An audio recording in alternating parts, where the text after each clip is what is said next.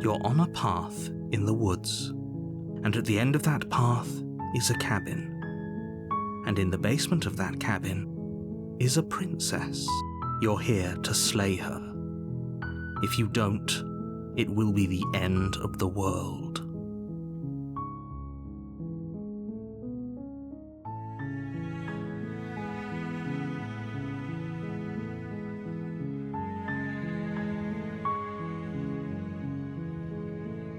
Unfortunately, you're the only one who can pull this off. I don't make the rules. I wish I did, but I don't.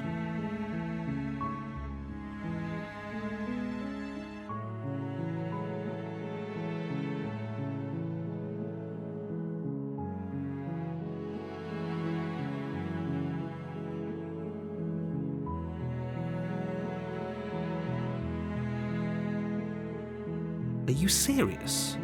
No, you have to do it.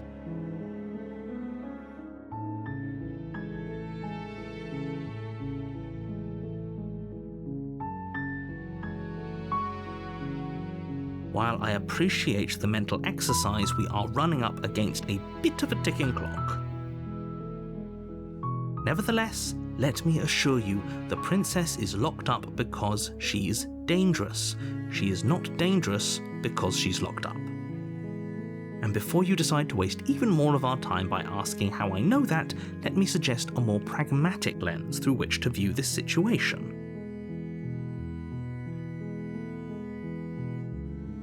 Causality doesn't matter here, because the end result is the same no matter what led us up to this point. If the princess leaves the cabin, the world will end, and there is no changing that. It's no use arguing semantics over a metaphorical chicken or egg, because the egg is hatched and it's about to ruin everything. Unless, of course, you do your job and slay her.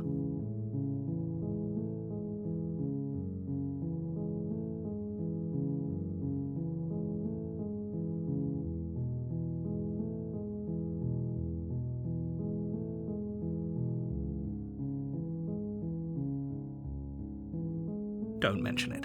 It's all part of the job. You make your way up the short path to the cabin. You'll find the princess within. A warning before you go any further. She will lie, she will cheat, and she will do everything in her power to stop you from slaying her. Don't believe a word she says. We're not going to go through with this, right? She's a princess. We're supposed to save princesses, not slay them. Ignore him. He doesn't know what he's talking about.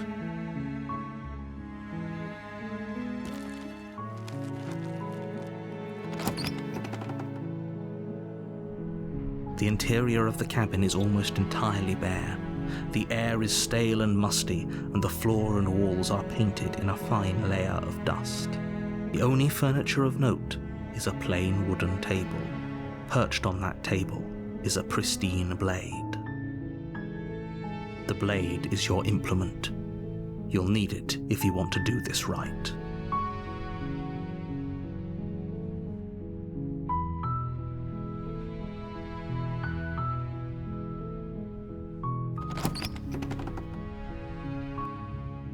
The door to the basement creaks open, revealing a staircase faintly illuminated by an unseen light in the room below. This is an oppressive place. The air feels heavy and damp, a hint of rot filtering from the ancient wood. If the princess really lives here, slaying her is probably doing her a favor.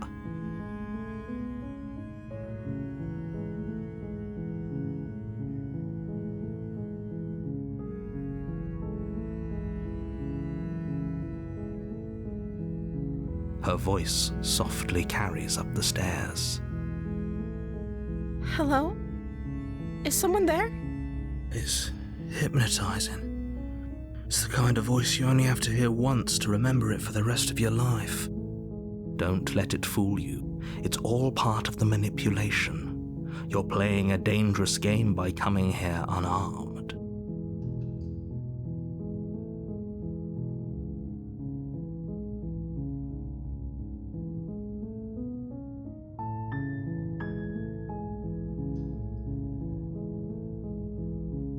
Wait, really?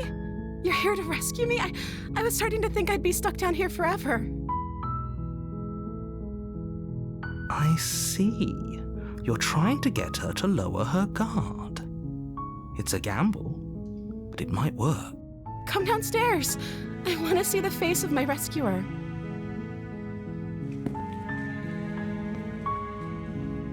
You walk down the stairs and lock eyes with the princess.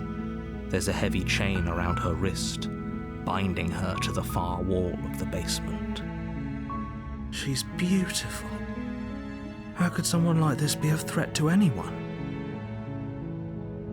I am begging you to stay focused. There's a lot riding on you here. Hi. I can't believe you're here. I've been waiting for something like this to happen forever. I hope you brought something to deal with these chains. You were lying when you said you were here to rescue her, but regardless of your intentions, breaking her out of those chains would be a big mistake. Don't even try it.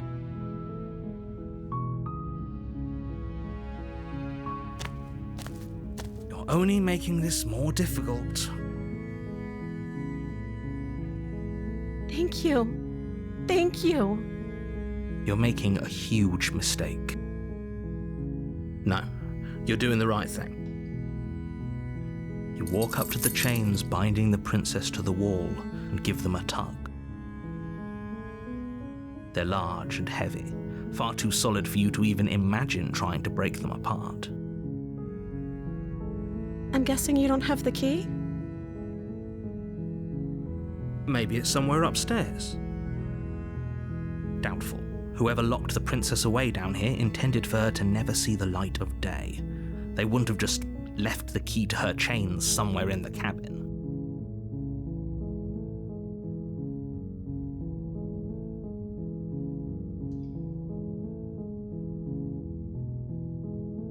Okay. I'll be here. Good luck. You attempt to make your way out of the basement, but the door at the top of the stairs slams shut. You hear the click of a lock sliding into place. Is someone else here?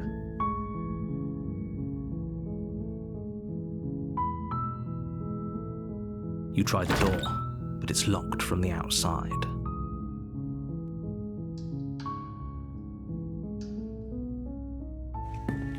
You make your way to the bottom of the stairs. This would have been so much easier if you'd just taken the blade like you were supposed to. Easier for whom? Easier for everyone. Look at the mess you're in. I heard the door slam. They locked you down here too, didn't they? There's a slight panic rising in the princess's voice. If I could just get out of these chains, I know we could force our way out of here together.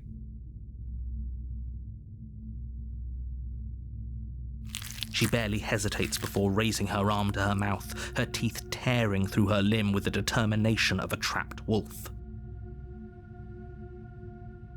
As she rips her flesh from her bone, a sound comes from behind you, the clang of bouncing metal. It's the blade from upstairs. You're not sure how it made its way down here, but if there's a time to strike, it's now.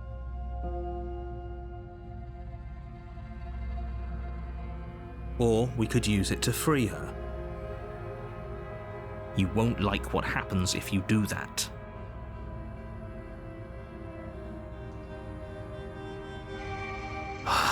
Fine. Against your better judgment, you place the blade against the ragged, self-inflicted wound on the princess's arm, just above the unyielding chain binding her to this place. You cut into her flesh. The blade is sharp, and it takes little effort to crack through the bone of her arm. Her limb falls to the ground, and the heavy chains follow suit. She didn't so much as utter a sound through the whole ordeal. No, she didn't. She smiles softly as her gaze meets yours, blood from her wounded arm dripping rhythmically to the ground. How is she still smiling after everything? It's like she isn't even bothered by what just happened. Thank you. Now let's get out of here.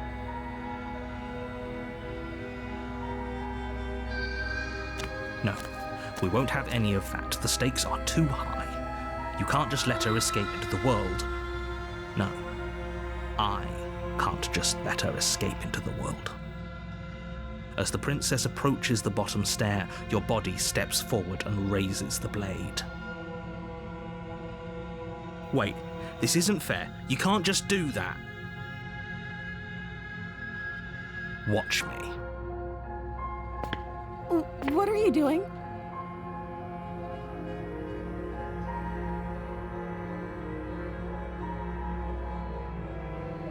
Stop that.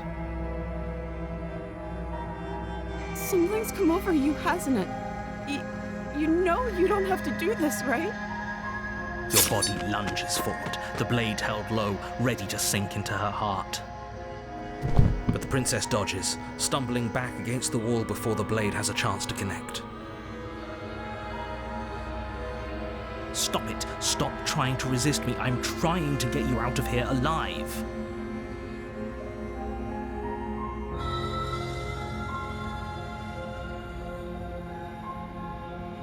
The blade. Move the blade. As your body remains frozen in stubborn resistance, the princess takes a cautious step forward. We both know this isn't you. She nervously reaches towards you and takes the blade from your infuriatingly rigid hands. What are you doing? I'm sorry. I'll try to be quick. She plunges it into your chest, tearing through flesh and sinew. It is agony. But you aren't dead yet. Oh no, I'm so sorry. Stay strong. We can tough it out until it's done. For her sake. For her sake? Don't you start pretending that dying a painful death is some sort of heroic gesture. The two of you have literally doomed everyone. Whatever. She sinks the blade into your chest again and again and again, and you feel every inch of burning pain that slices its way into your body. I'm sorry. She doesn't know how to use a knife, does she? Apparently not, though it doesn't matter how sloppy her blade work is, does it? A stab wound is still a stab wound, and it won't be long before you bleed out.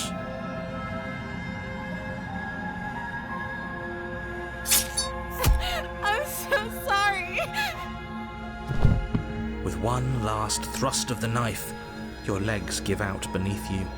You collapse to the floor, your blood pooling around you, your limbs unresponsive. The princess stares down at your ruined chest as tears carve rivulets of pink down her blood-spattered cheeks. It can't just end like this, right? Oh, that's rich coming from you. As much as I'd prefer for things to have gone differently, I can't deny the reality of what's happened. The two of you made your choice. It's over. Everything goes dark, and you die.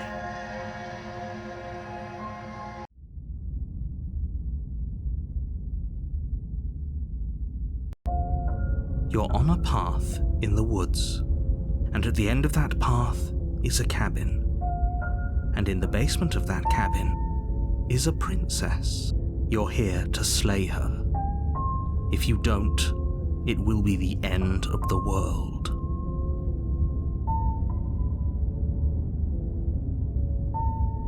Oh, don't you start grandstanding about morals. The fate of the world is at risk right now, and the life of a mere princess shouldn't stop you from saving us all.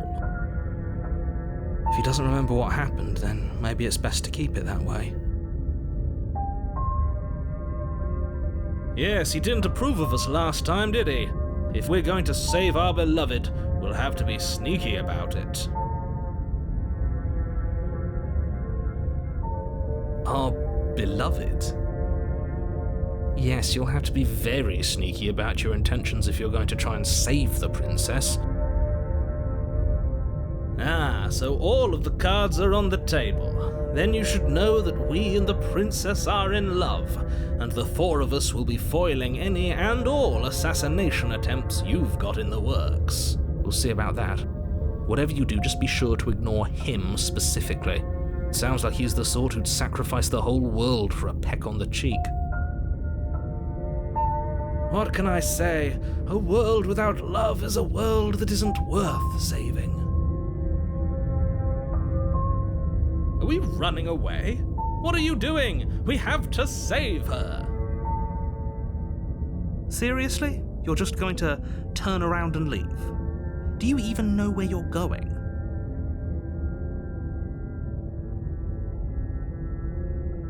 Somehow I doubt that, but fine. I suppose you just quietly continue down the path away from the cabin. That's strange.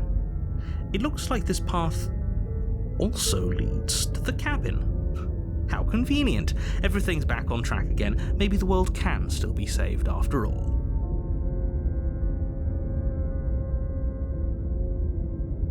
That's great to hear. As long as you bring that fiery attitude to princess slaying, I think this will all resolve splendidly.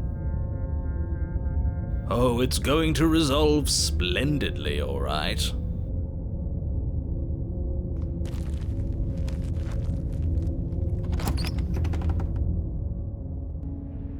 The interior of the cabin is clean and elegant, its stone walls draped in fine-threaded tapestries, a prison befitting a royal prisoner.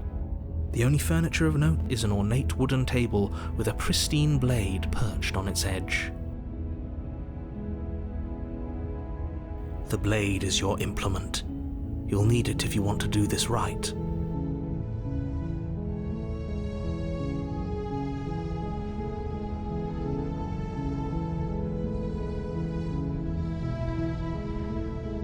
That's because there isn't a mirror. There's a table, the blade sitting on the table, and the door to the basement. There's nothing else in here. There's definitely a mirror. There isn't. I'm sure the princess would tell us there was a mirror if she were up here. In which case she'd be lying to you because, again, there isn't a mirror.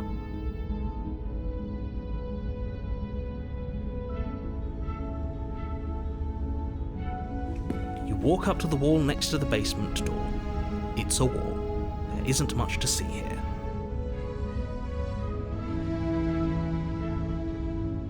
This really isn't funny.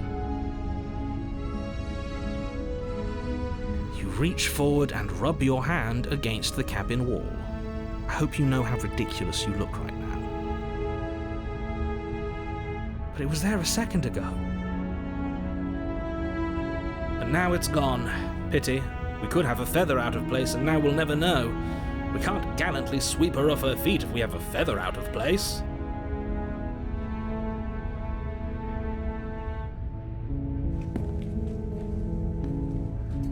You take the blade from the table. It would be difficult to slay the princess and save the world without a weapon. I suppose if we're to play the role of dashing knight, we need an equally dashing sword. That way she'll know we can defend her from her enemies. Hopefully it doesn't put her on edge, and hopefully it doesn't get turned on us again.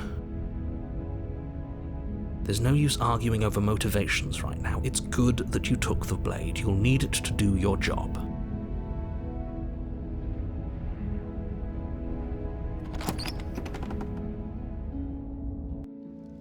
The door to the basement creaks open, revealing an intricate stairwell. Gold-trimmed carpet glimmers in the light of the torches positioned along the walls. The basement almost seems welcoming in the dim firelight.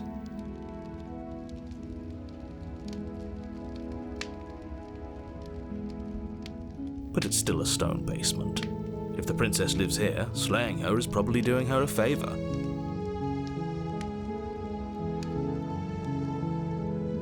A soft voice carries up the stairs. Hello? Is someone there? Her voice, it's somehow even more beautiful than last time. I can hear wedding bells already. I've held my tongue till now, but you're taking this a little too far. We barely even know the princess. We can still do right by her without all this over-the-top fawning. Yes, for everyone's sake, you're not in love. Just remember that her charms are all part of the manipulation.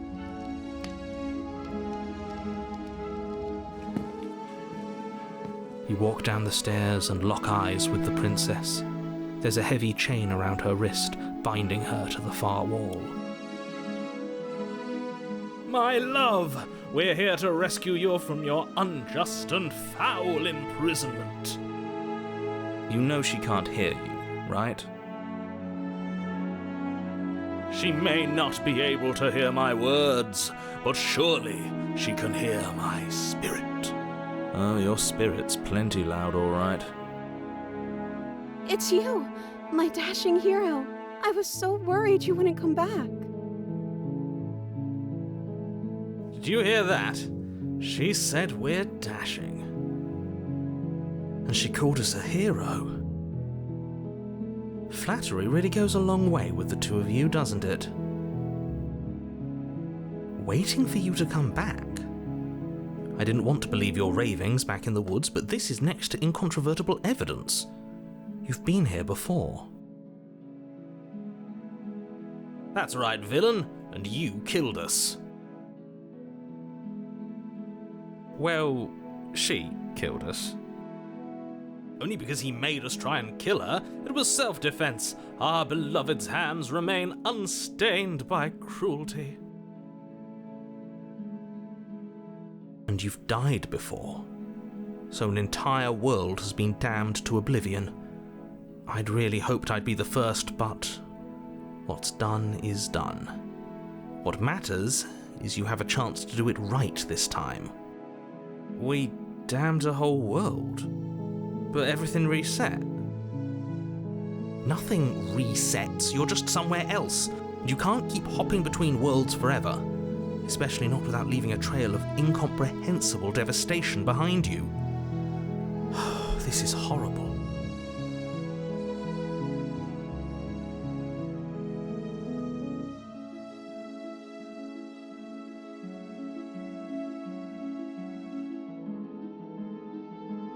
I'm okay with whatever you come up with. You can cut my arm off again.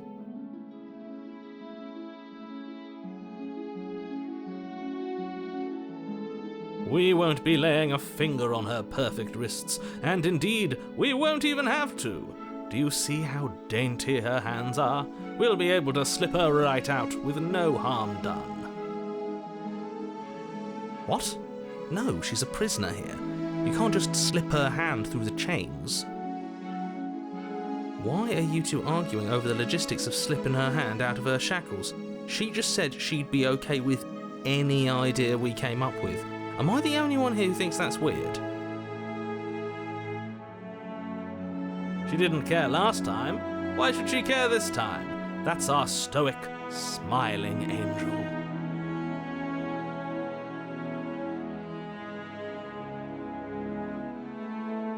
No, you're right. It's extremely bizarre behaviour and further evidence that she's a monster who's not to be trusted. So go ahead and slay her.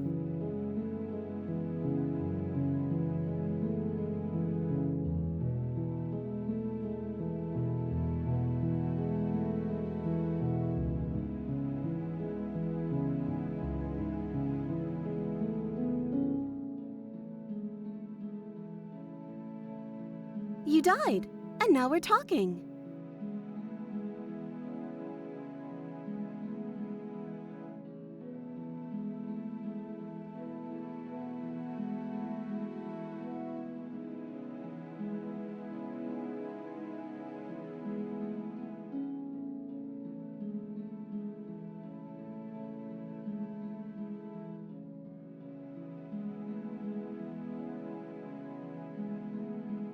I don't know.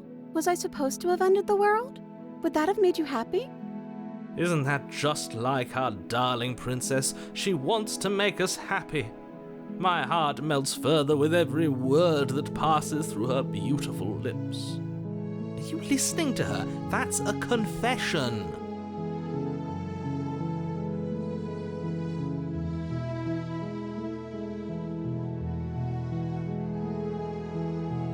I can't believe that the fate of the entire world has been left in the hands of a misanthrope.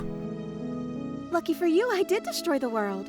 I destroyed all of it and made it awful for everyone. I'd point out that she just admitted to obliterating the entire world, but I guess that wouldn't actually move you.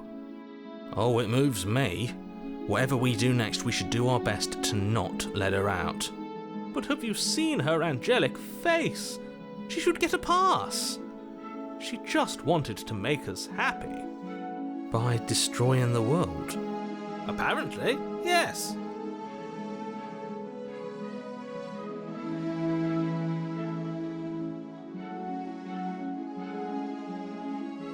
If another version of me was pushed to such drastic action, it was for good reason. That's okay. You were just doing your best, and that's all that matters. She took that in stride. To a surprising extent. An almost unsettling extent, actually. That's because she's perfect. Do you think she has someone like him telling her what to do? She doesn't. There's no one else like me. I think he's right, because I like it better if she doesn't have some horrid little voice like him, always trying to drive her to violence. No. I can't let you do that. If you take another step towards the princess, You'll what? Take over our body and force us to try and kill her? Yes. Not on my watch, villain. My passions contain titanic depths, and if you try anything that might harm our dearest, I will end our life without a second thought. You wouldn't. I would. I'd listen to him if I were you. He has a lot of strong feelings. And doesn't the world end if we don't stop her? You approach the princess and gingerly slide her hand from her bindings. That shouldn't have worked. I'll be damned. We're doomed. I can't believe it. But I guess I have to. I told you, there's no life more worth living than that of a true believer. I'm free, and you're not trying to kill me this time. Thank you. Thank you so much. The princess jumps up and smothers you in a joyful embrace. Ugh. Are you sure you want to do this? Just one slip of the wrist and your pristine blade is buried in her back, and everyone out there is saved. Is that a threat? You know what we'll do if you try it. You're going to regret this. What do we do now?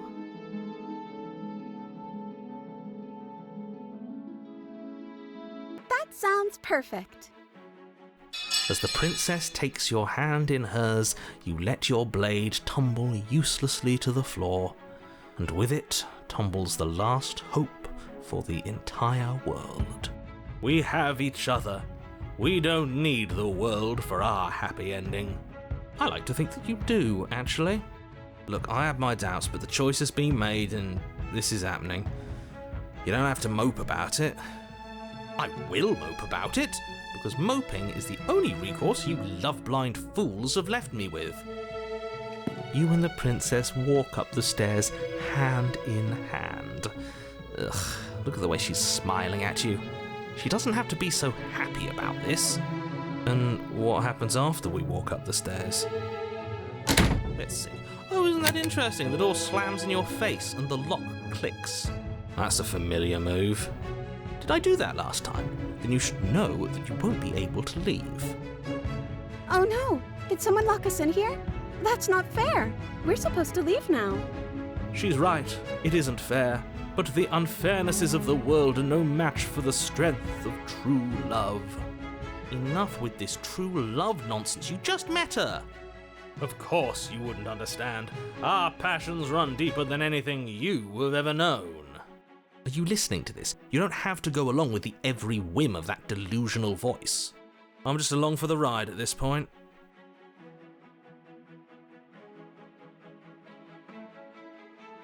Okay, yeah, let's do it. Like a pair of teenagers in love, you and the princess place your hands on the door together. Blech. And the lock clicks and the door creaks open. Are you kidding me? I told you our love was insurmountable. You and the princess make your way upstairs. Her freedom and the world's ruin are just a few moments away. If you don't mind, I'm going to fix myself a drink before you ruin everything. If I'm about to see the end of the world, I'd rather not see it sober. You know, if her walking out that door is really going to end the world, can't we all just stay here? Seems like an easy win for everyone. That's not how this works.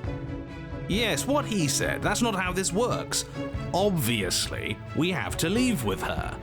It's our happy ending.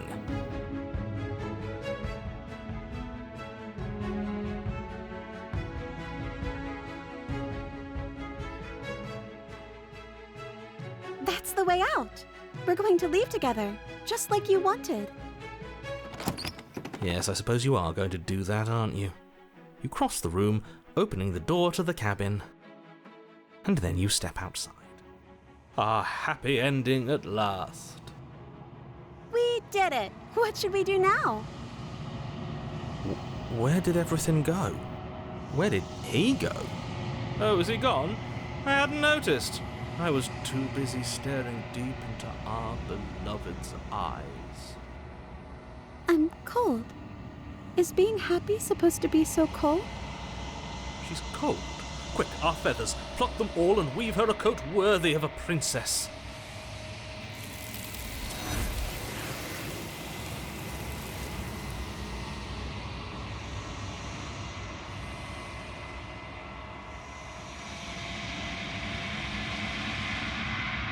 She's gone. Where did she go? Should we try and find her? And is that a mirror? Why is it here? Why now?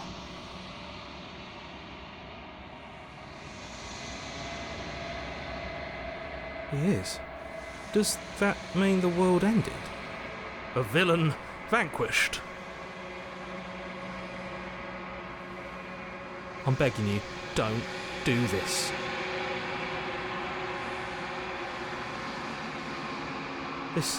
This doesn't feel right. It feels different.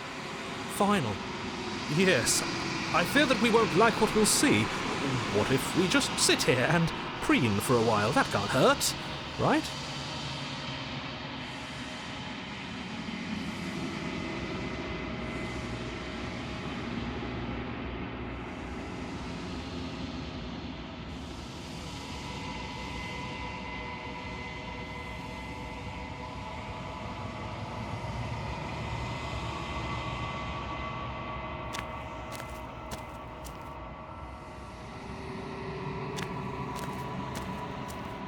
Something finds me in the long quiet and brings me the gift of a fragile vessel.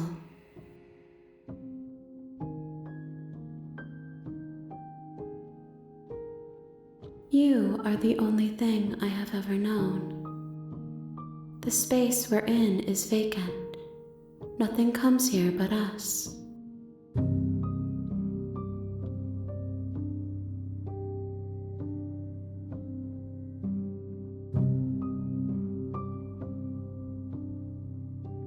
She is part of me, and part of me is her.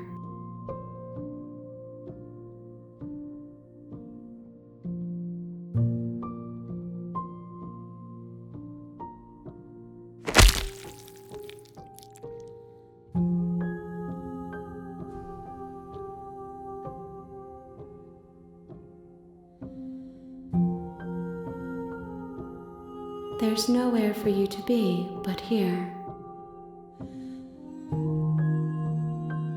Yes, nerves and fibers to feel the worlds beyond, perspectives to make my own.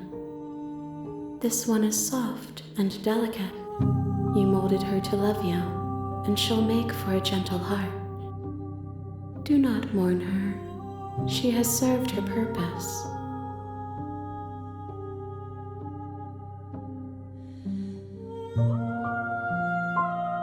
You are familiar, but you are not me. I feel sadness, longing, hope as I witness you. I am solitary lights in an empty city. What are you?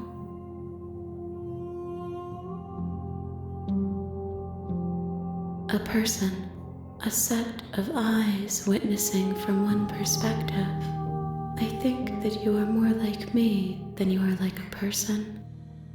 We are oceans, reduced to shallow creeks.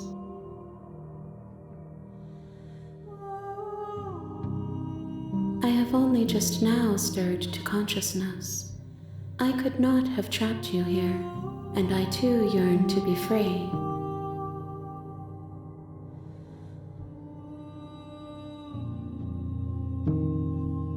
I know only that they are. How can the world have ended if we are talking?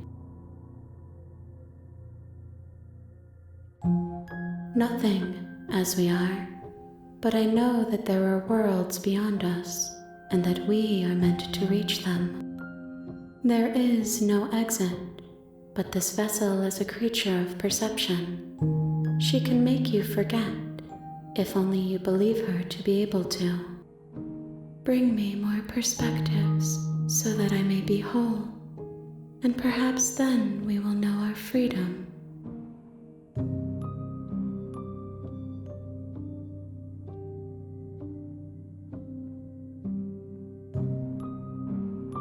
More than you have found, but less than there are to find.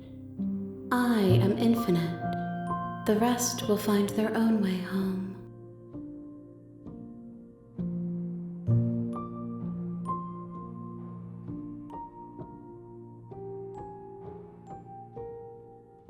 She asks that I tell you to remember her.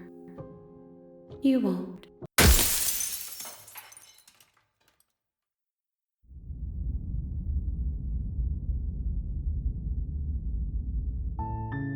You're on a path in the woods, and at the end of that path is a cabin.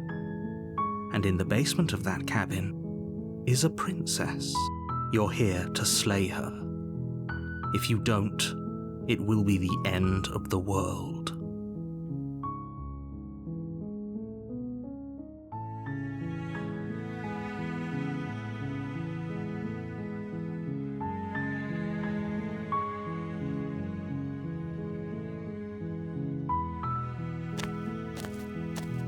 You make your way. You take the blade from the table. It'd be rather difficult.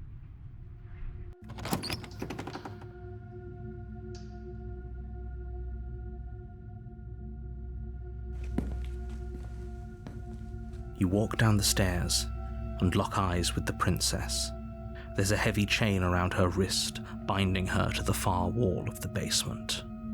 She's so coldly beautiful. Is she really a threat to the world? Focus on the task at hand. And there you are. Are you here to kill me or something?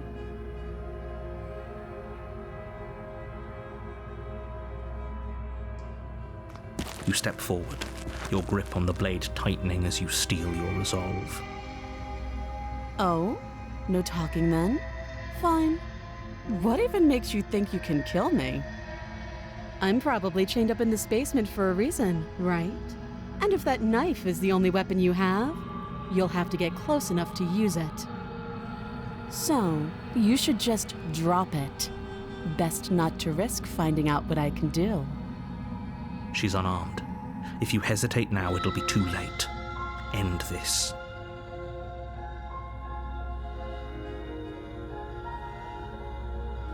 You lunge forward without a moment's hesitation. You feel flesh easily give way and look down to see your blade already sinking deep into her heart. Oh, this is it, isn't it? I'm almost embarrassed. I should have seen that coming. But I have to wonder, do you actually believe this was enough to kill me? It's like she's convinced she can't die. Yes, even as she lays there dying, she entirely believes herself to be alive and well. But it's over, isn't it? She stopped breathing moments ago, that arrogant look still plastered on her face. But is it over? Really over? Yes, exactly. It's over. With your work done, you make your way back up the stairs, closing the door to the basement behind you. Why do I feel like we've done something terrible? You did kill someone. Greater good or not, something would be very wrong with you if you didn't feel at least a little bad. But it was for the greater good. One of these days that will sink in and help ease your guilty conscience. But that day isn't today. Let's just get out of here. You open the cabin door, ready to return to a world saved from certain doom. Only, a world saved from certain doom isn't what you find. Instead, what you find is nothing at all. Where a lush forest stood mere minutes ago, the only thing in front of you now is the vast emptiness of some place far away. What happened? Everyone is fine. It's just that you and the cabin are now far away from them. Don't worry. You'll be safe here. This is good. Everyone is happy. You'll be happy. What's done is done, and there's no going back now. This is what's best for everyone. Trust me. Time passes. You can't be sure if it's days, or months, or years, or even decades. It's all a wonderful, boring blur. You've never been happier. Psst. Hey. We're not just going to stay here forever, right? Are we really happy? Or is he just telling us that we are?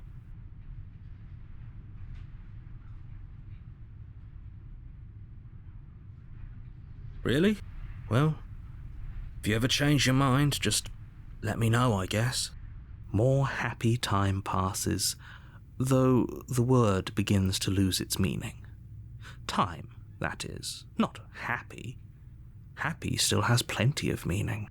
Please, shake yourself out of it. We have to get out of here.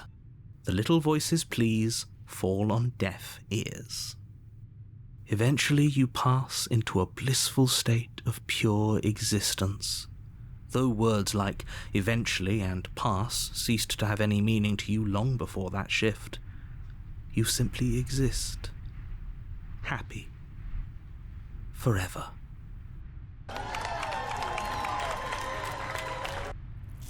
You have already committed to my completion. You cannot go further astray. Good, because I have an idea to get us out of here, though you're probably not going to like it. The blade. We can use the blade to get out of this. I can hear everything you say, little voice. There's only one thing it would want you to use that blade on, and I'm afraid that thing is you, dear hero. He's right. It's the only way out. Do you hear that? It wants to take this happiness away from you. It wants this wonderful place to end. Do you not? There's more for us to do, and the only way for us to do it is to take that blade and use it. Don't you dare. Thank you. I made this happy little place for you. Is this not a good enough reward for saving the world? An eternity of bliss? You ingrate? Fine. Whatever. For the first time since time stopped meaning anything, you throw open the door to the basement and walk down the stairs. The princess's body is dust and bones, though the blade you used to slay her is still as pristine as the day you first held it. You pick up the blade, you stab yourself, and you die. The end. Nice knowing you.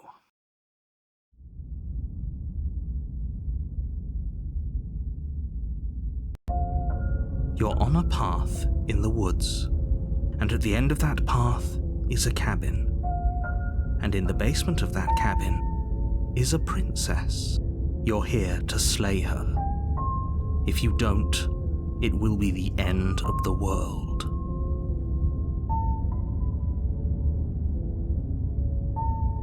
My tricks? What on earth are you talking about? We've just met for the first time. If he doesn't remember what happened, then maybe it's best to keep it that way. That's fine. It wasn't very hard to kill her last time. We'll just do it again.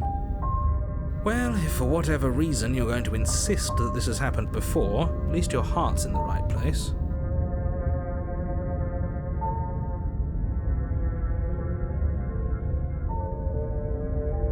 Those are two very different questions, but fine, I'll indulge you if that's what it takes to get you moving. Let's say for a moment that this really is the second time you've met me, or at least a version of me. If you're back here, I'm assuming you died, which probably only happened because you didn't listen to me. Oh, we listened to you plenty. We slew the princess just like you asked us to, and then you locked us away in an empty void for eternity. So we slew ourselves too. Well, if you killed yourself, then you weren't listening to me, because I would never want you to do that. Believe it or not, I care about you. And I believe your other question was something along the lines of, oh, what's the point of doing anything? If you're asking that, it sounds to me like you're making the rather dangerous assumption that your actions last time around didn't have any consequences. What do you mean? Of course there weren't any consequences. We slew the princess, the world outside the cabin disappeared, we died, and now everyone's right back where they started. That sounds pretty consequence-free to me. Yes, but in this purely hypothetical scenario, that begs the question of how you got back here. Did time simply rewind itself, or were you instead transported to a different world entirely? Had you failed to slay the princess, what would have happened to everyone in the place you left? It doesn't matter, because we didn't fail to slay her. And if she's really back, which I doubt, it'll be just as easy to do it again. But after that nasty trick you pulled on us, maybe she's not the only one around here in need of slaying. Just stay focused, will you?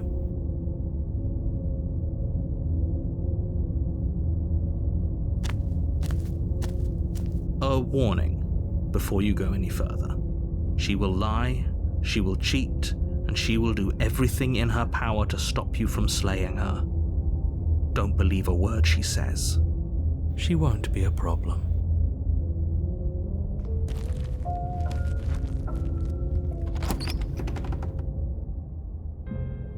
The interior of the cabin is cold, a soft odor of dirt permeating the air. Cobwebs flutter in the corners. You can hear wind whistling outside, banging the shutters against the windows. The only furniture of note is an elegant antique table with a pristine blade perched on the edge. The blade is your implement. You'll need it if you want to do this right. It feels like no one's been here for a long, long time. Like I've been saying, she's dead. We killed her already.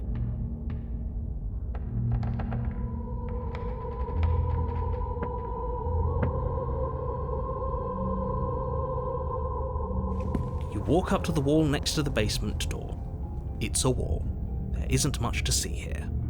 What are you talking about? This isn't a wall. It's a mirror. Or at least it'll be a mirror once we wipe off that layer of grime. You reach forward and rub your hand against the cabin wall. I hope you know how ridiculous you look right now. But there was a mirror a second ago, and now it's gone. Let's not spend much longer worrying over it. Clearly it's not even important enough to be acknowledged.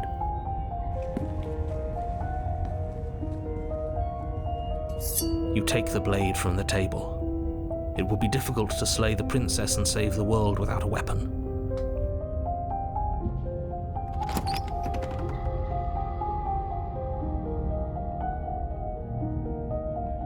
room below is silent.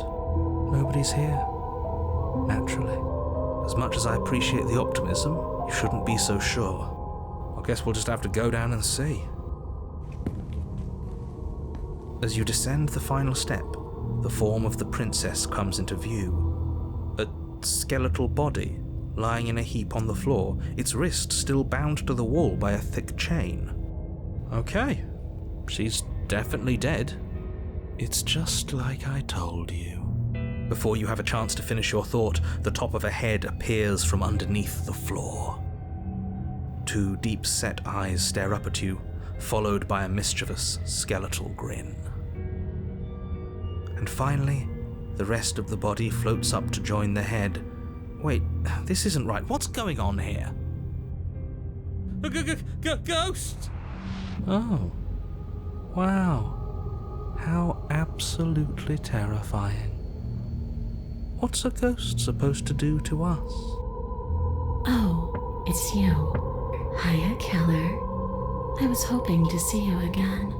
I had some issues with how our last meeting went. The princess drifts across the room into your orbit, gently running her fingers across your shoulders and down your neck as she circles you. Her touch is cold and ethereal, formless yet real enough that her icy fingertips send shivers dancing across your skin. So she has a body, and she's right there. That means we could kill her again, if we wanted to.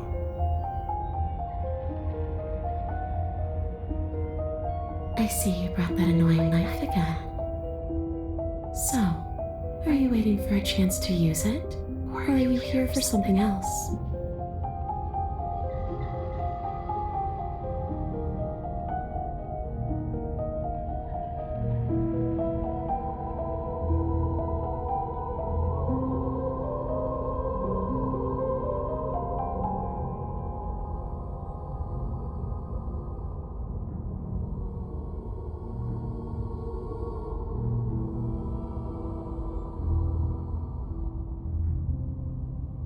Are we putting this to a vote? Because personally, I'd prefer if we didn't die again. If that's what it comes down to, that's what it comes down to. But I don't see the point of offing ourselves just yet. Oh, that's sweet of you to offer. But killing yourself wouldn't help either of us. It would seem that everyone here is in agreement except for you. I shouldn't have to tell you that you shouldn't kill yourself. So please, try to keep your suicidal tendencies in check. I just want to go home. And just where is home, I wonder? I don't know where home is. I just know it isn't here. But I can feel it calling to me from someplace far away. Wherever I'm supposed to be, it's out there. How specific. And how convenient for her. You see what she's doing, right? She's suggesting that the only way you can rid yourself of her would be to let her out, which, in case you haven't been listening, will spell the end of the entire world.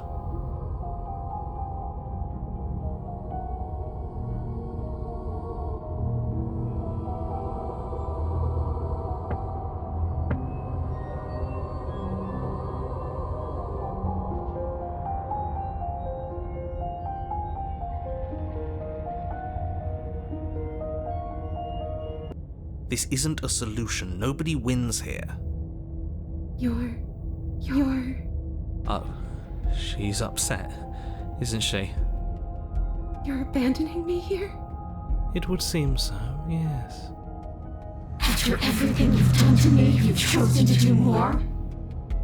The princess starts to float erratically from side to side, her cold exterior melting away. But if you just leave me, then I'm really just going to be stuck here forever.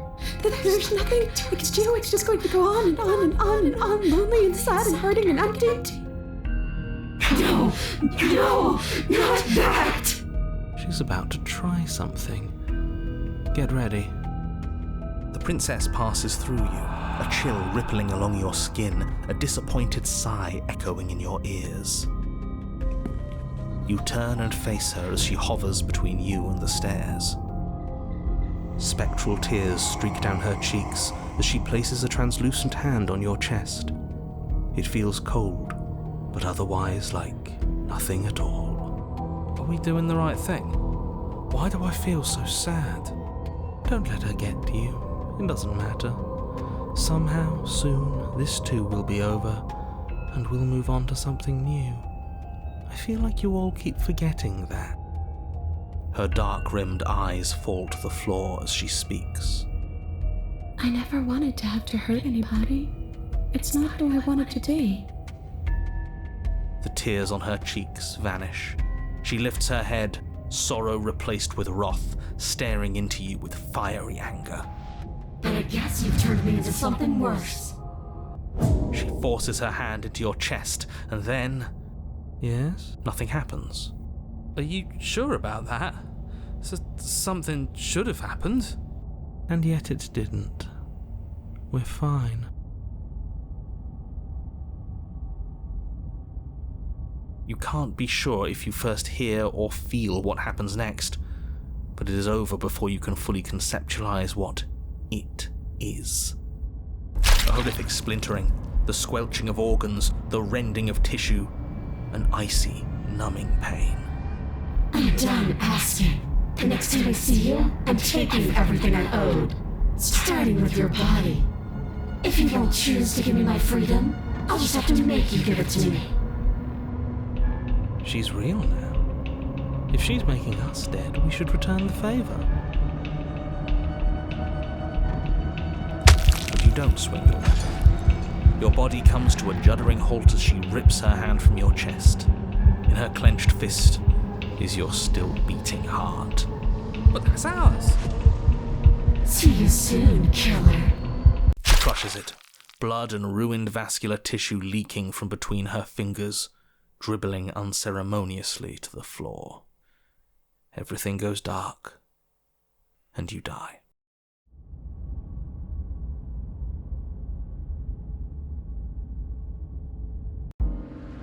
You're on a path in the wood.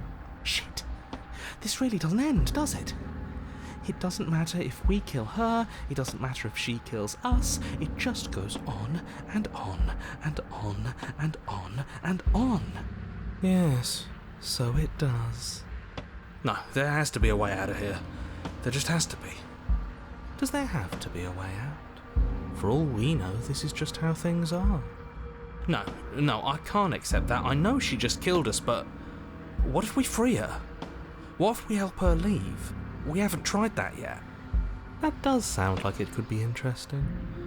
Or at least, different. I don't think we can stop her if that's what she wants to do. She ripped our heart out. Who's to say she can't go ahead and steal our body and make us do whatever she wants? Okay, so you've already been here. More than once, even. Great. So you probably already know all about her and all about the threat she poses to the world. Then let me remind you how catastrophic it would be if you helped her leave in any way. If she gets out, the world ends and everyone ends with it, yourself included. Oh, threatening us with death, are we? And why should we be afraid of anything? We've already died twice. Doesn't mean much to us anymore. All death has done is shunt us back to these woods where we're forced to listen to your empty warnings again and again. This place feels a bit different though, doesn't it? I don't even know what I'd call it, but it's definitely not the same path in the woods anymore. That's all the more reason to take this seriously. If the path isn't the same, it means that her influence is spreading, and the world has already started to end. Her influence? I really shouldn't have said that. It'll make your task more difficult. But now it's out, you could always take that information as a sign of goodwill between us and do your job, alright?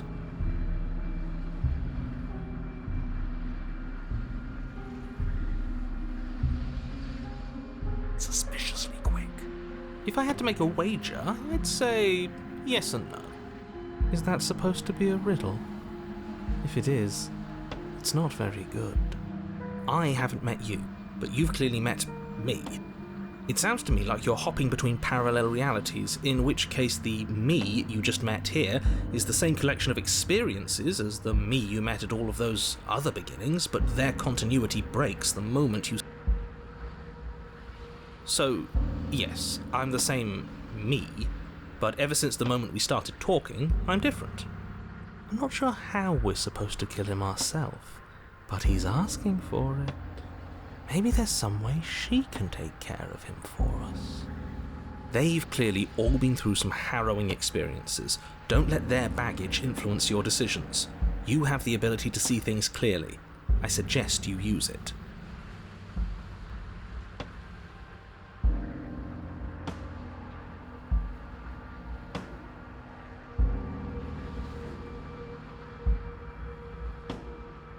You're making a dizzying amount of assumptions.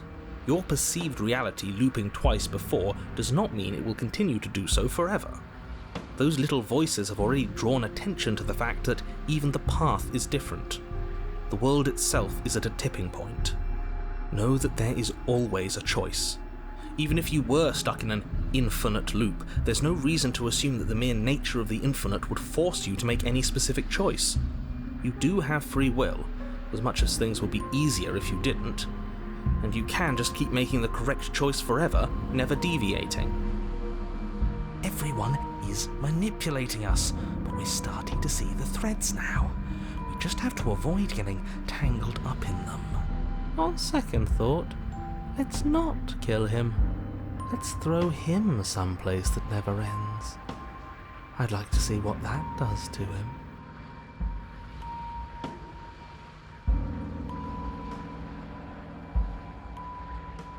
Then she finds a way out on her own.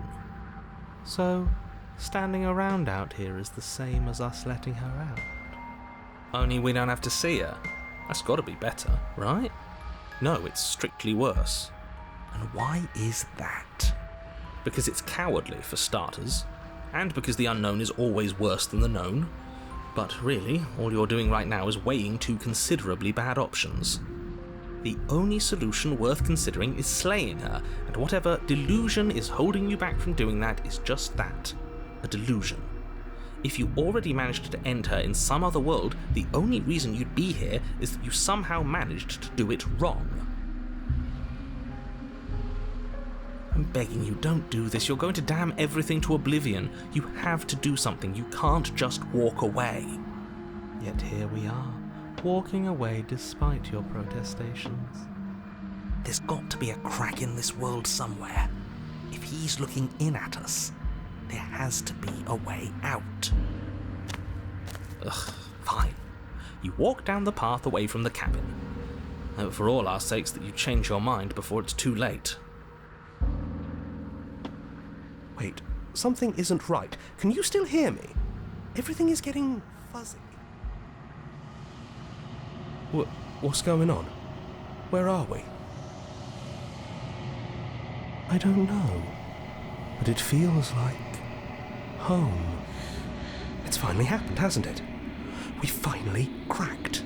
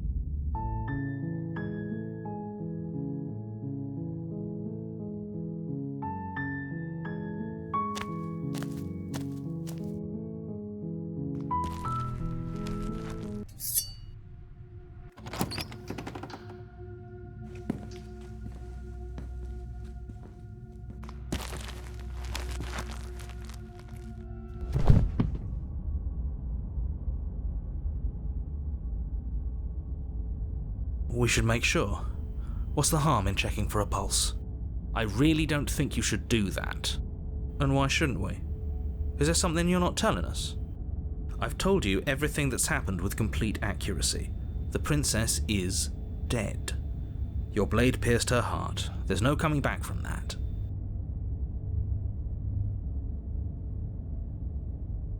You lean down and place your hand against her neck, holding your breath as you search for a pulse, even though you know you're not going to find one. We definitely won't if you keep talking. I'm sorry, do you want her to be alive?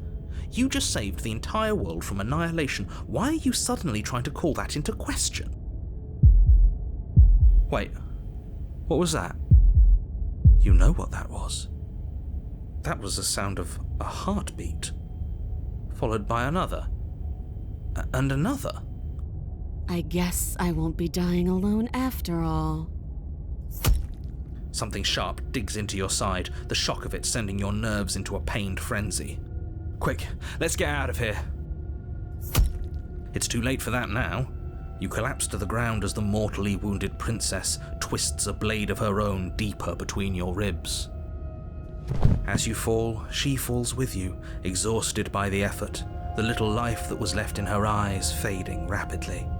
An eye for an eye. A life for a life. I guess we're even now. See you around. You were so close. Why did you hesitate? It doesn't matter. At least you managed to take her with you. For whatever that's worth. Everything goes dark, and you die.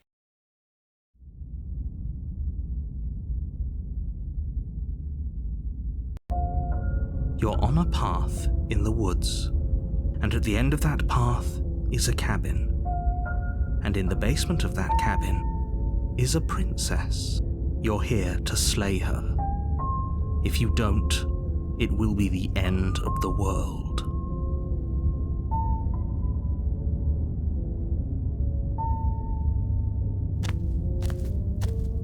A warning before you go any further. She will lie, she will cheat, and she will do everything in her power to stop you from slaying her. Don't believe a word she says. He couldn't be more on the money, but we're really doing this, aren't we? I'd say you're lost, but I'm stuck here with you. We know what to look out for this time. We know to be careful. Just stay focused and you'll be fine.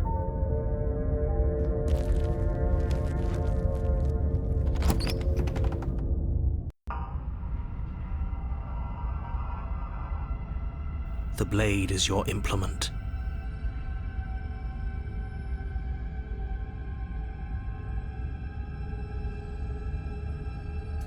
You take the blade from the table. It feels a bit better to have a weapon in our hands.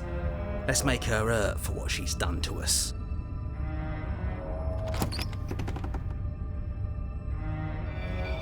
The door to the basement creaks open, revealing what must once have been stairs.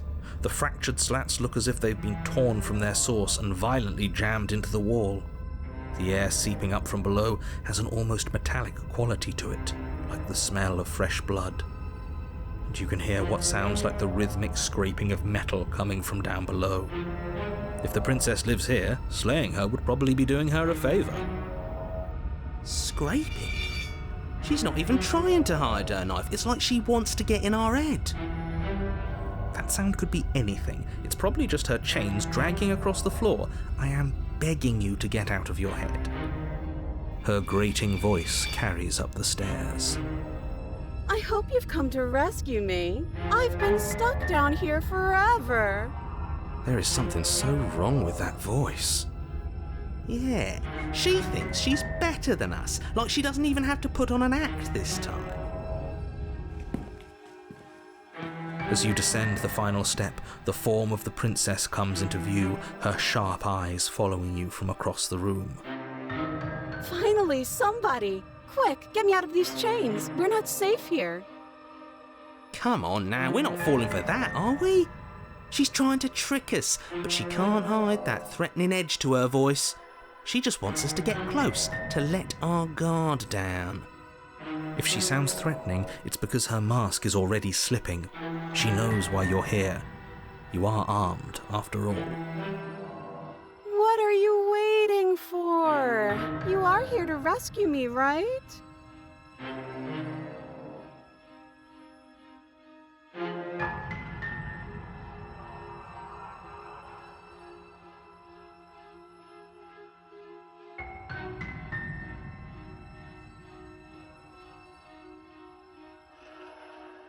Of course I won't. Against your better judgment, you walk across the room to within arm's reach of the princess. I don't like the way you said, within arm's reach. You hear the horrible sound of metal slicing through meat. Whose meat?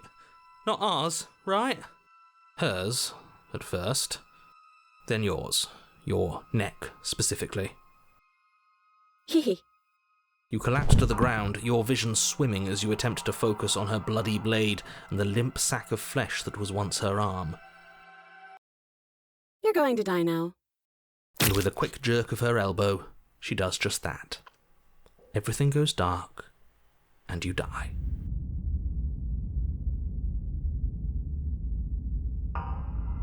You're on a path in the woods. No, fuck that. If we're gonna have to keep doing this over and over and over again, we're not starting in that goddamn woods every time. We're starting in the fucking cabin.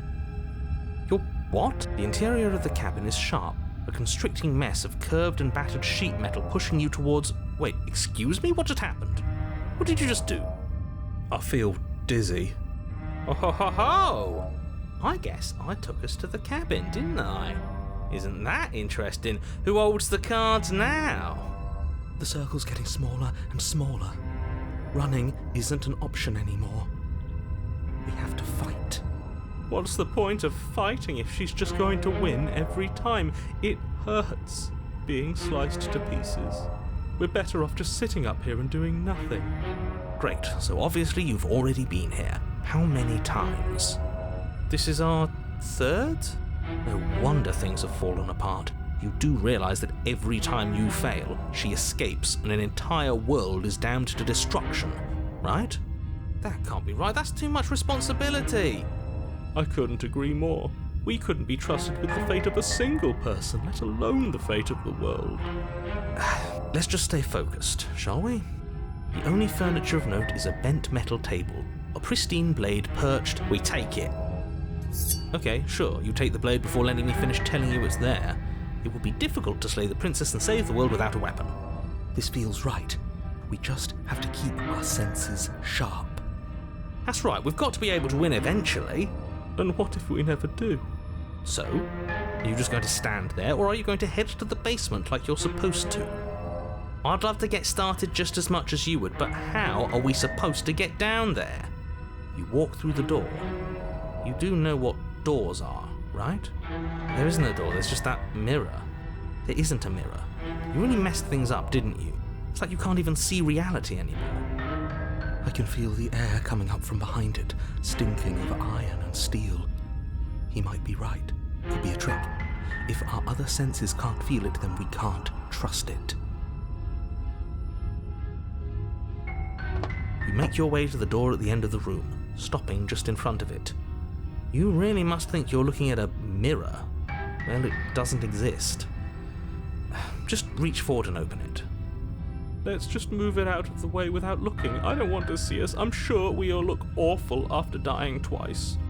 Let's just fumble for the handle and be done with it. I don't care what we look like. I care about getting to the end of this mess.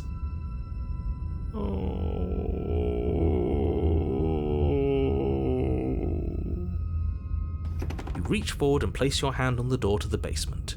It creaks open. And the mirror's gone. How surprising. It was never there. Just an illusion. Guess it's time for us to see her again. Just stay focused and you'll be fine.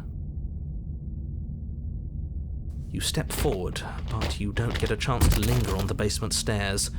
They are smooth and flat and metallic, an unintentional and unfortunately slippery ramp that quickly sends you skittering to the bottom. Your body tumbles onto the basement floor and the form of the princess comes into view, standing at a distance. She gives you a wry smile. Hi, it looks like you don't have a way out, so I'm not going to play dumb anymore. But don't worry about how bad you did last time. That's part of the fun. Fun for her, maybe. I didn't like dying all over again. Thinking about dying makes us as good as dead. The only thing that matters is survival. Actually, does survival matter? We've died twice and nothing bad has come of it. We just need to find a way to win once. Nothing bad has come of it yet. Plenty bad has come of it. You've left at least one entire world to ruin. The people there mattered. The past isn't real. There's only here and now. Your internal bickering is cut short by the wet sound of slicing meat.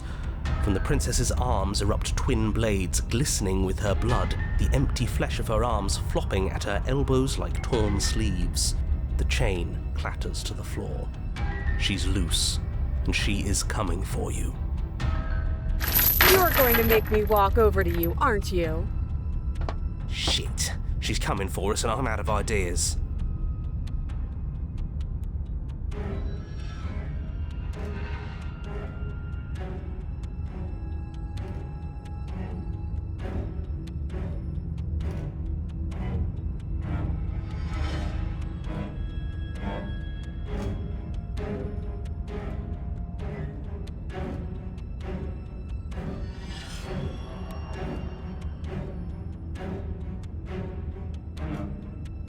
Yeah, that's right, we just have to think. There's probably an answer if we think.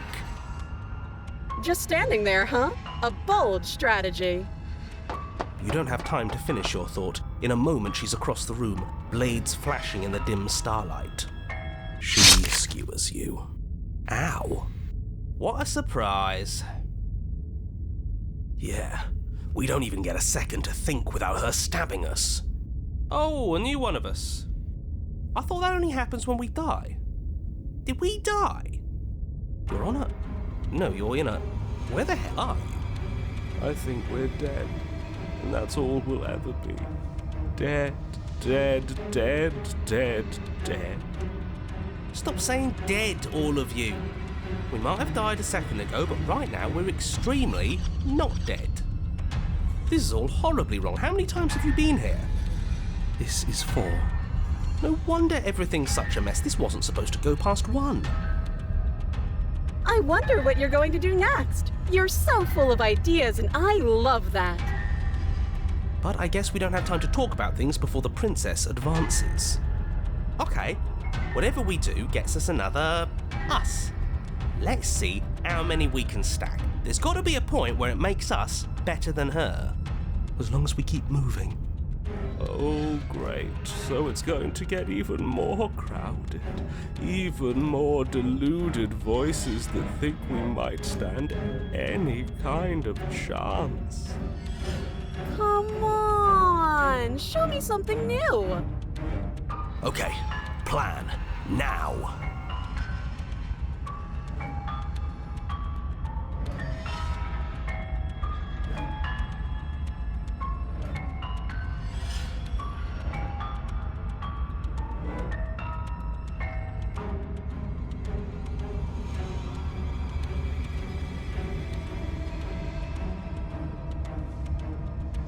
Compliment her on those gleaming blades. There's nothing better than a capable woman.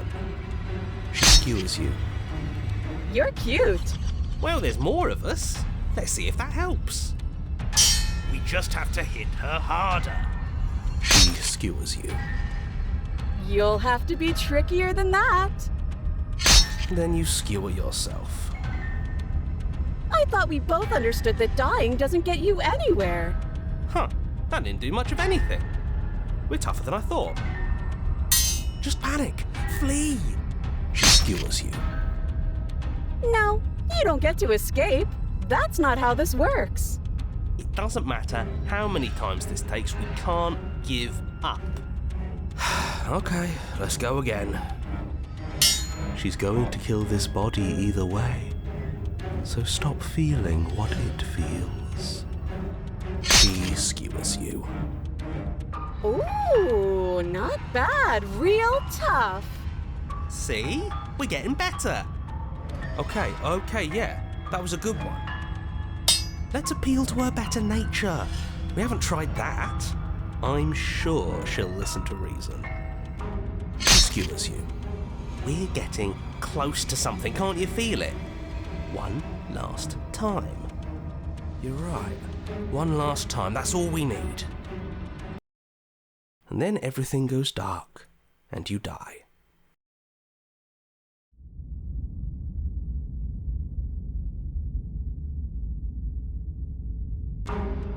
Your Honor, don't lose your head. We're in a cabin, and we'll take it from here. Everything feels like it finally fits, doesn't it? We're up here, which is different, and different is good. And our steel claw is already in our hand. Oh, what if we throw it out the window? Over my dead body. That won't be very hard. We've died a lot. But I can't say I mind anymore. Besides, what better way to die so very many times than at the sharp hands of a beautiful woman? Sure, I can think of a better way to die. They're all the same, really. How about we stop thinking about horrible ways to die? I don't want us to accidentally manifest anything. The only thing we're gonna manifest is finally ending up on top. There are entirely too many of you. How many times have you been here? This isn't good. This is... How about you stick to describing things, and we'll stick to doing them? Yeah, leave it to the pros. We'll notch up that win in no time. Narrator, we heroically stride through the door and towards our destined final encounter with our star-crossed lover. Fine by me. You walk to the door and onto the basement stairs, only it's more of a slide. We know. Fine, I'll just shut up then and speed this whole thing along. Are you sure you don't want me to describe the stairs, or this room, or anything? It feels like I'm hardly a part of this. Don't care, just want to win. Fine, you make your way to the basement, where the princess awaits you. You know, this last time I killed you, and you didn't pop right back up again? I thought I'd actually done it. I thought I'd cut you into so many pieces you just weren't able to stitch yourself back together. But I guess we're not done. That's okay with me. It's good even. I like that. I got something ready for you while you were gone. Do you want to see it? I'm not going to wait for an answer. I'm just going to show you. It's worth it though. Just you wait. And not for very long, because I'm going to do it right now.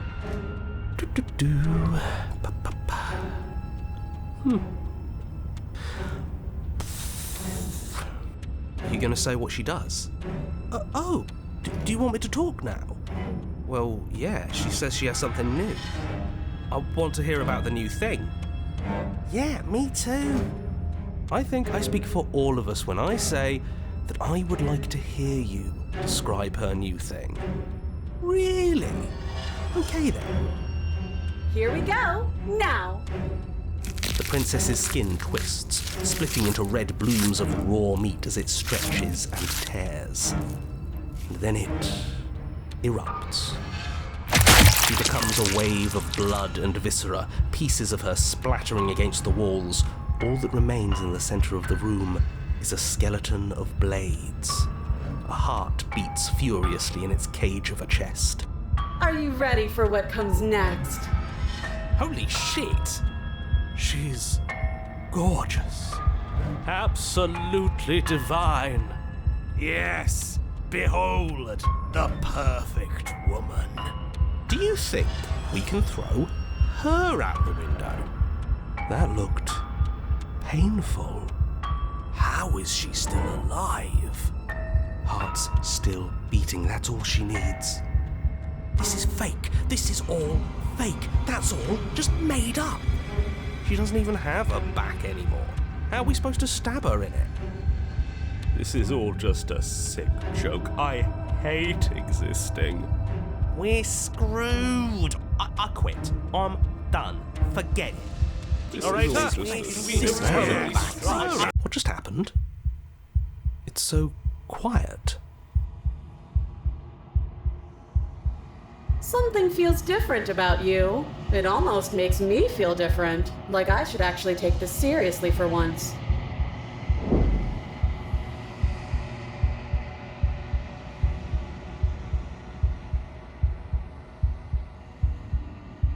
You're incredible.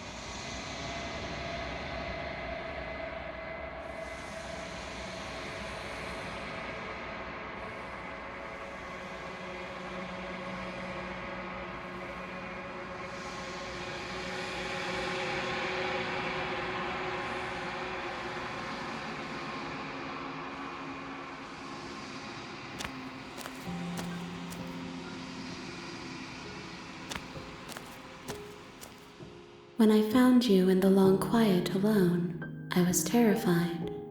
What if you had decided to let me wither? But your commitment now is final. Your ability to walk the path of mutual annihilation is vanished with your return. If you still wish to obliterate me, it will have to wait until I am complete. Flickering lights in empty cityscapes become pockets of vitality and movement. I am more than I was before. Whenever you are ready, I will wipe your slate clean once again.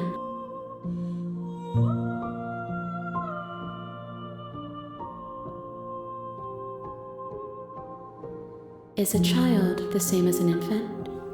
I am an unbroken pattern, but every vessel gives fresh perspectives and carves new avenues of expression.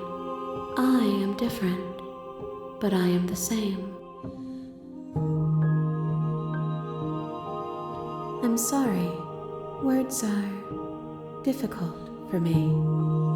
They never fully weave what I wish to say. If you do not like my answers, then you need not ask me questions.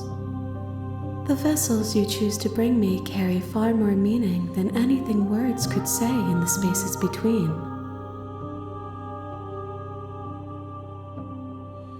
Eyes close in reflection. Perspectives meld together, and the breadth of my experience stretches to new corners. There are contradictions, conflicts in my nature, and there are familiarities that bind everything together. It feels correct. This is what I need to be. This is the only path forward.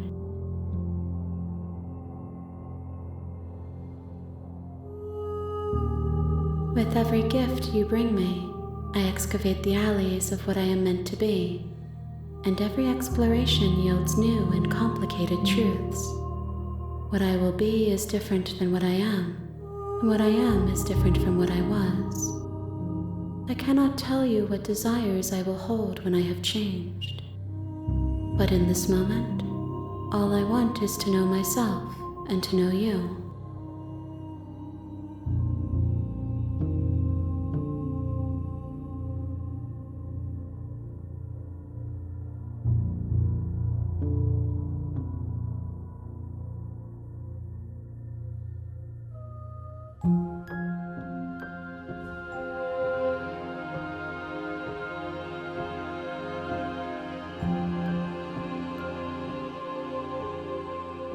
There is still much to be seen.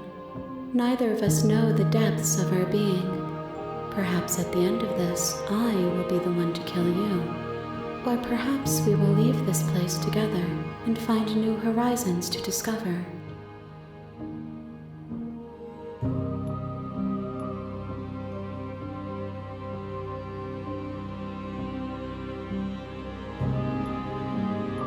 Those paths lead to worlds you've already seen, and to perspectives I have already made my own. They are useless to us now, inaccessible. The only paths of value are those that are yet untread.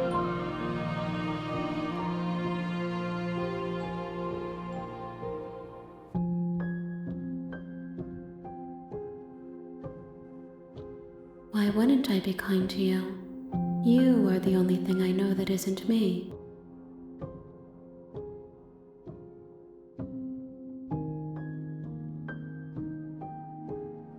Gifts aren't what someone tells you to bring them. My joy is in seeing what you choose. There are no wrong answers, and every perspective illuminates my shadows and shares new secrets. This one is a single-minded edge. She is cruelty, but she is also joy. She will make for a piercing heart. Do not mourn her. She is exactly where she needs to be.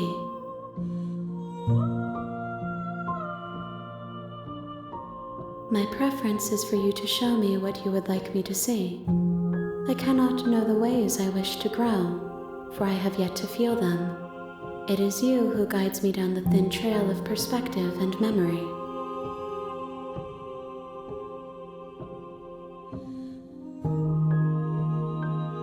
The vessels are shaped by memories of you, but their impulses are drawn to the edge of the long quiet. To them you are a gate to something more, and any hurt you've caused them is understood as a fair price for freedom. But they are only thoughts and perspectives.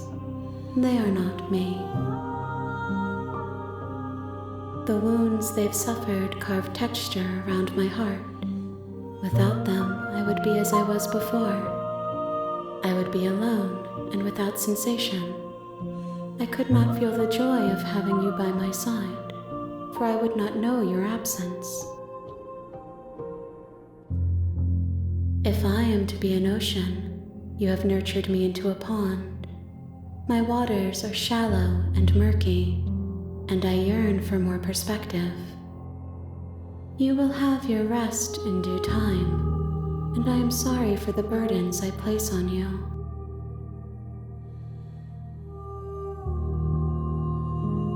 Then we will remain here as we are now, barely finished, damp, cavernous.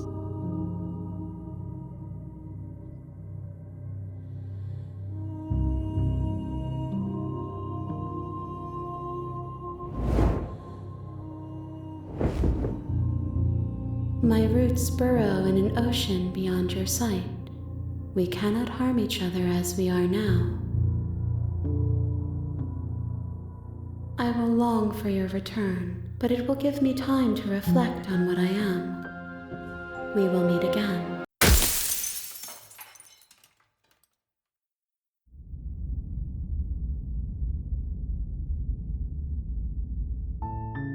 You're on a path in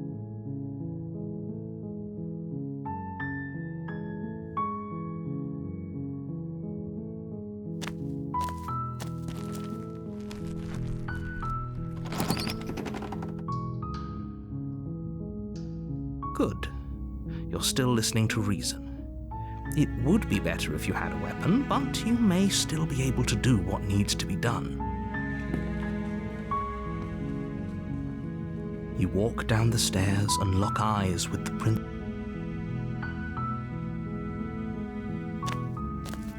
You're only making...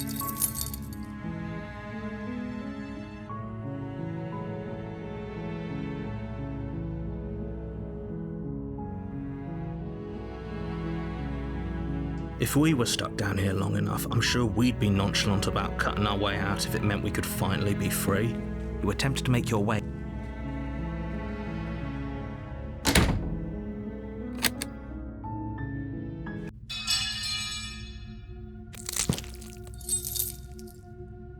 No.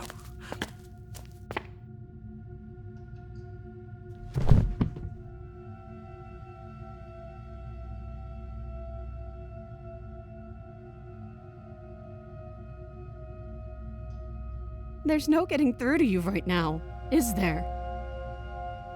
betrayal of will is still a betrayal.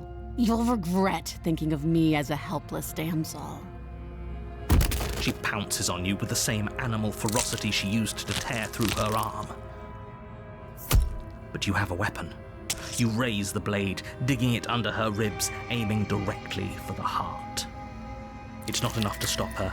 You feel her claws in your throat, then her teeth, somehow sharp enough to pull apart your flesh and sinew with ease. You collapse to the floor, your body unresponsive as your blood pools on the ground beneath you. She stares down at your ravaged form, eyes shining in the darkness, dress stained in red as her blood and yours both seep into the fabric. If we're lucky, the wound you managed to inflict will be enough to at least delay her escape from this place. If we're very lucky, it will kill her before she can reach the outside world. It can't just end like this, right? As much as I'd prefer for things to have gone differently, I can't deny the reality of what's happened. I'm sorry, but it's over. Everything goes dark, and you die.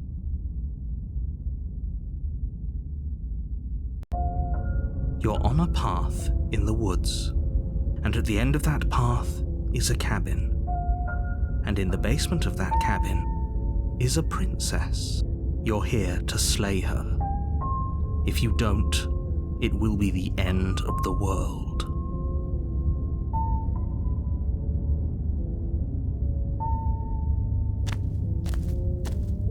A warning before you go any further. She will lie, she will cheat, and she will do everything in her power to stop you from slaying her. Don't believe a word she says. Don't worry, you can trust us to get the job done.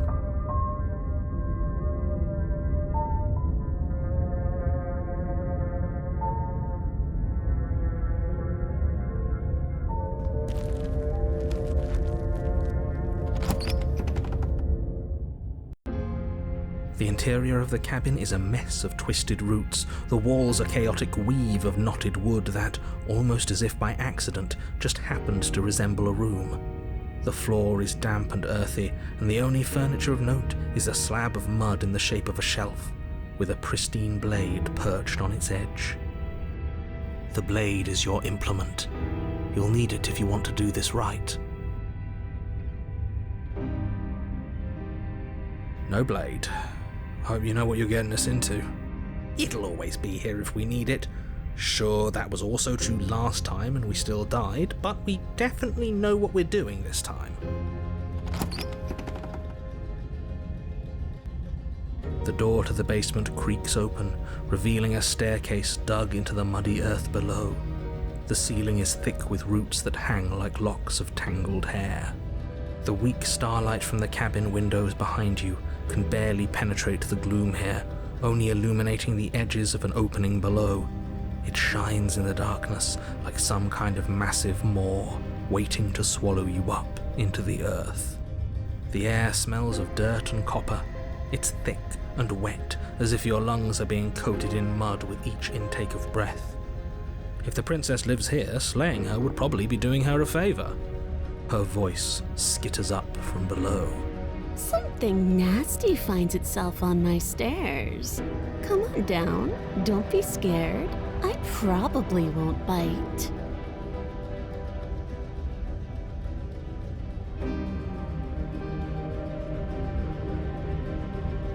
Silence, I see. Don't think I've forgotten about you.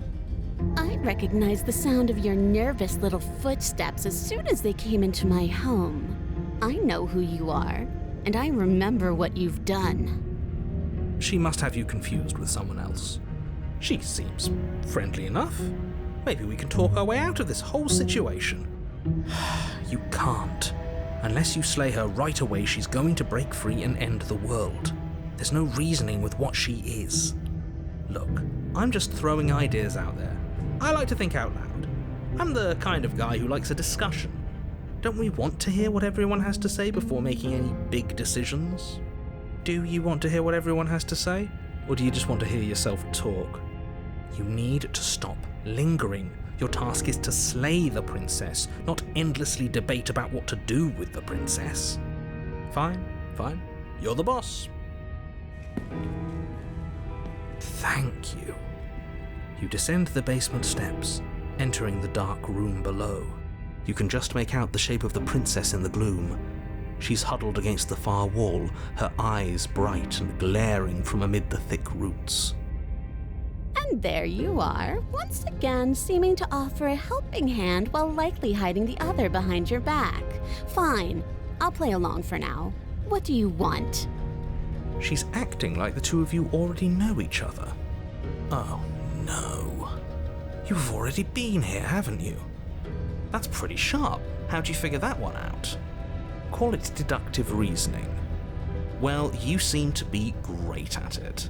Do you remember us then? Do you remember last time? No, I don't.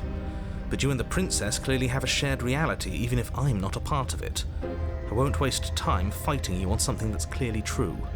I'm just glad we could put all this behind us. Is it all behind us? Just focus on the task at hand. I don't care if you've been here before, and I don't care if you think you'll go somewhere else after this. My world is on the line right now, so I'd appreciate it if you would take this seriously and slay her. Let's chat her up a bit first. Maybe we can find a middle ground where everyone's happy. Don't talk to her. You're just going to make things more difficult than they have to be. Well, I seem to remember you having a tongue.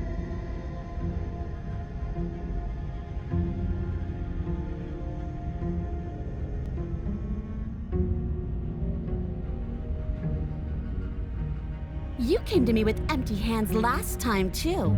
But that didn't mean you hadn't been plotting something nasty all along. What you did showed me as much. But we didn't plot anything. We just made an informed decision based on the information we had at the time.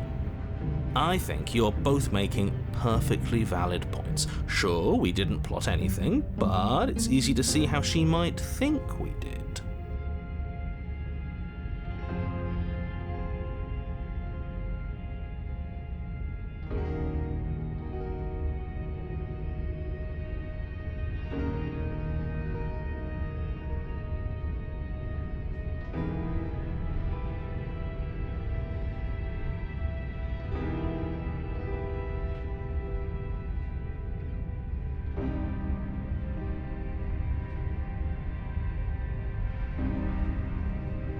Very pragmatic. That is why you're in charge. Abandoning me, are you? Fine then, run. Tuck your tail between your legs and scamper away. You might be able to escape me, but you can't escape from what you are and what you've done. If I don't take you, the wilds will. You turn to leave, but as you do, there's a deep, guttural groan seemingly uttered by the walls themselves, followed by the creak of wood being stretched beyond its limits. The cabin starts to get smaller. What the hell is going on? We're getting out of here and saving our skins. That's what's going on. As the roots that make up the walls of the cramped basement attempt to close in around you, instinct kicks in and you bolt upstairs. The steps are uneven and lively, creaking as they expand out of the dirt floor, the stairway growing smaller and smaller as you dart up towards the light. You manage to squeeze through the door just as the entrance seals itself shut behind you. The cabin is smaller than it was before, and it's getting even smaller and smaller. That's fine, we'll just leave. I'm sure you'd like to do that, but unfortunately there is no longer a front door. The roots have already closed over the only possible exit. What little light peeks through the holes that were once windows is growing weaker as the cabin continues to close in on itself. Shit. What do we do? As your mind races for an answer, you hear the princess's voice crackle up the stairs. Do you hear that, you loathsome thing? Those are the roots of the wild, and they're coming to choke the breath from your lungs and squeeze the life out of you.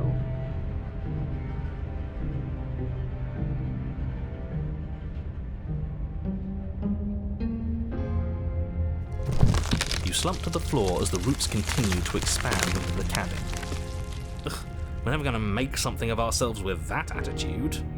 At least she isn't gonna make something of herself either. At first it's almost gentle, your body being lifted delicately off the ground as the floor shifts beneath you.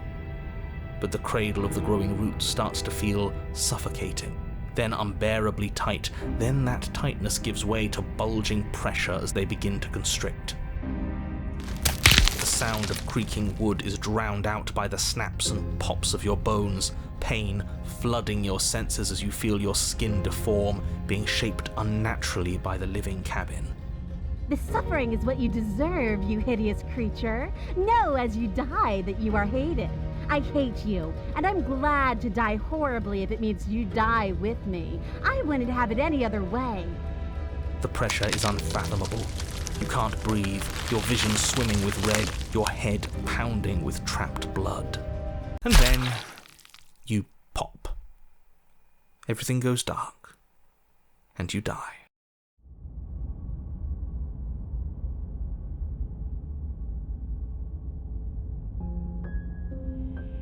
We are a path in the woods.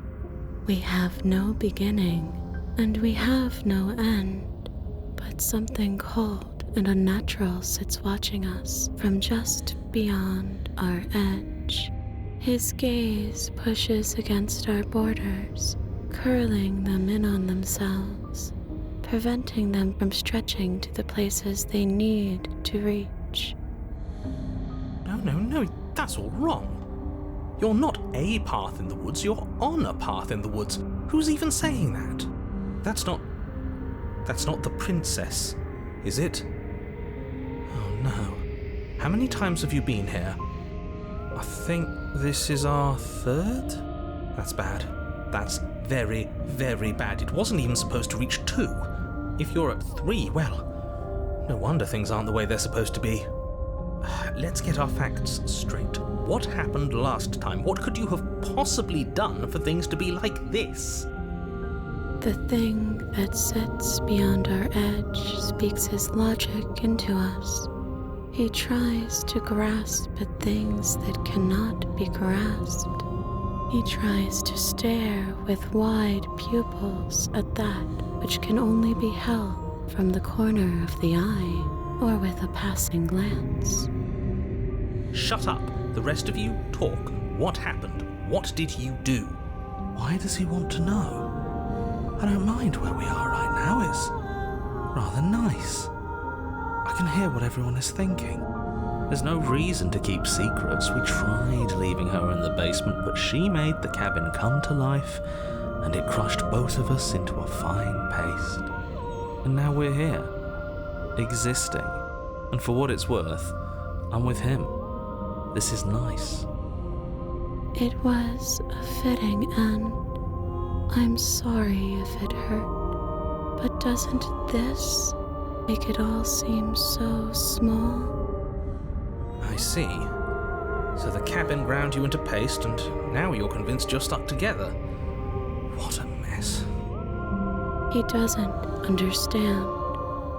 We aren't convinced of anything. And we aren't stuck together.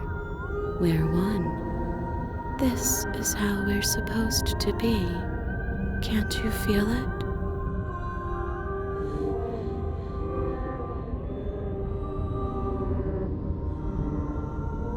You can't just passively exist forever. Not with her. That isn't how it works. I don't care if it was the cabin that killed you, because it seems to me like she was the reason the cabin could even do something like that in the first place. You need to remember that you and the princess are enemies. Don't let bygones be bygones. Remember what she's done to you and how much it hurt. We can't go back to that. We can't go back to the doubting and the hatred and the schemes. Not after being something as beautiful as this. Doesn't all that conflict feel so far away right now? So petty? We've been posed against each other by something that understands the strength of our unity. Spoken like, honestly, a real puppet master. Have we considered that maybe she's the one trying to trick us? I'm not. But there's a feeling, isn't there? That petty feeling she mentioned is fuzzy, but it's there. Almost like she still hates us. It feels mutual. Please, stop. If you pay attention to that feeling, we'll fall apart. Don't look at it! She's trying to turn you away from the truth. There's something she doesn't want you to see. I think you already know you have to look at it. Everyone's pulling in different directions, but that feeling doesn't have a motive, it just exists. Maybe we should look at it.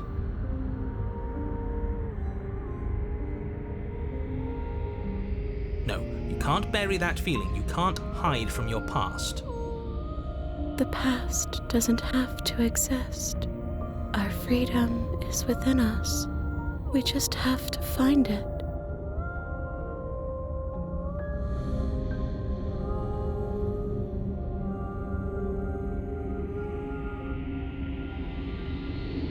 You fall inward into a network of connections too vast for your mind to occupy. Are you a path in the woods? Are you a body? Can you even grasp the fuzziest edges of the shapes that confine you? We can change to fill them together. We don't need to be everywhere at once, just in the right place at the right time. You'd do best to remember that some wounds will never heal. Some rifts can never be mended. Even in rebirth, some things never come back the same. What is he going on about? What does he know about us? You aren't whole. You'll never be whole again. This struggle is meaningless. Whatever you think you're doing, you will fall apart. We don't need to be made whole. All we need to do is find a single corner of his cage and break it.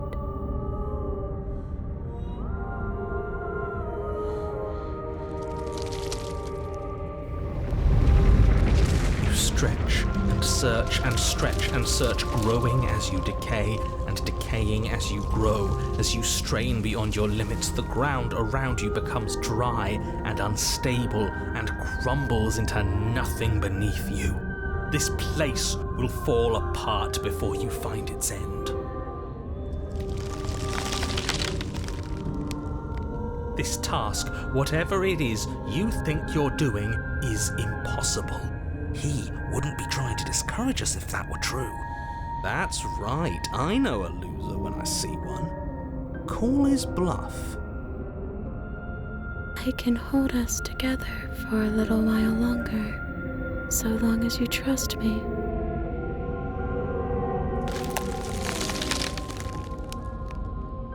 You won't find anything. If I have to starve you, if I have to sacrifice my world to keep the princess at bay, I'll do it.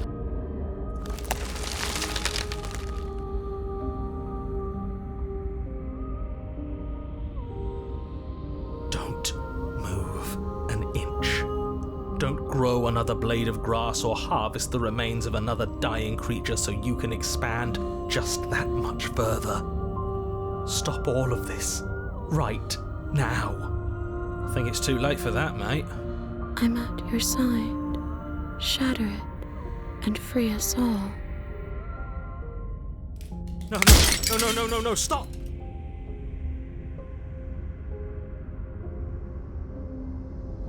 We found it. I knew it. I knew there was something he was keeping from us. Is that really all it took? Job well done, team. Just like I'd planned. Is this what he kept from us? Is this why he made us kill each other? It's beautiful.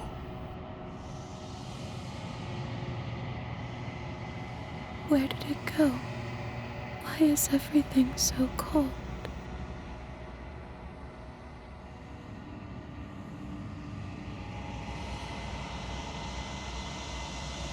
She's gone. Where did she go? Should we try and find her? And is that a mirror? Why is it here? Why now?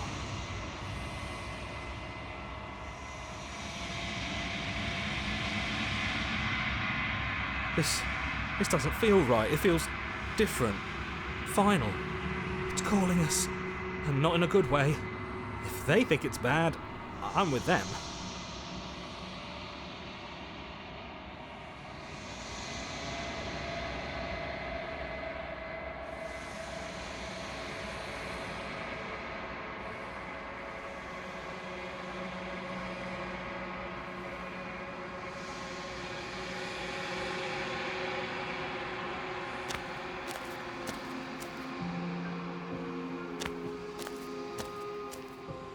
I am a growing chorus of contradiction, a mass of tides ebbing and flowing all at once in more directions than my attention can bear to hold. To look at any one is to shift them all into something new, and to look away is to reshape them yet again. All of me is changing, and yet the rest of me is still the same.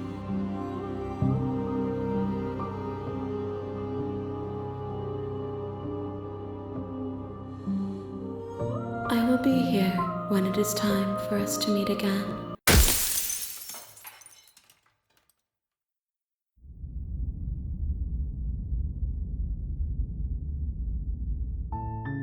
You're on a path in the woods, and at the end of that path is a cabin. And in the basement of that cabin is a princess. You're here to slay her. If you don't, it will be the end of the world.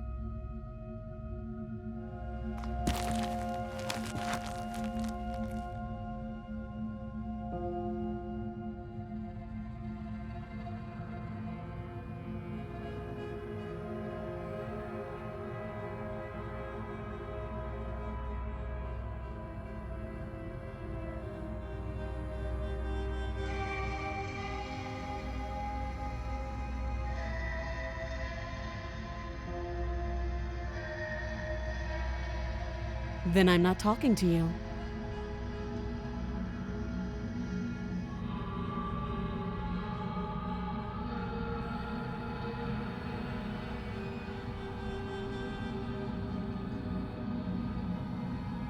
You stare at the princess, squinting. She squints back. The two of you are gonna do this forever, aren't you? Doubt, unfortunately, clouds your thoughts as you attempt to run her through. A moment of distraction and hesitation is all she needed to sidestep your thrust and deliver a catastrophic blow to your jaw. It feels like you've been hit with a sledgehammer. You can feel bone grinding on bone where your jaw has been fractured. Holy shit, that hurt! Though she's unarmed, the shock of that first strike is enough to stagger you, putting you and the princess on somewhat equal footing. Your blade slashes through the air again and again, and her fists connect with your body as many times or more, each impact as heavy as that first bone-crushing hit. We can still turn this around.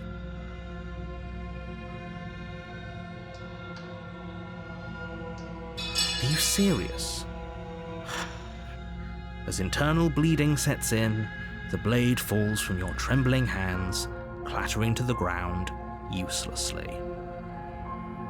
You lacked the will to finish the job, your bruised and broken body falling to its knees before her. The princess, exhausted, chest heaving with heavy breaths, tosses the blade away from you.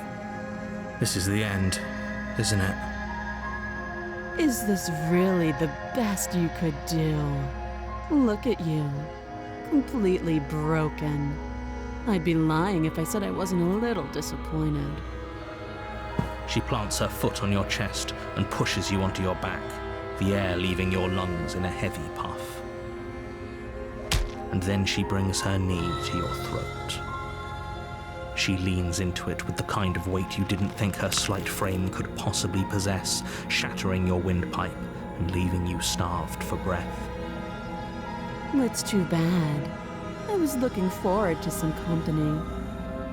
Everything goes dark, and you die.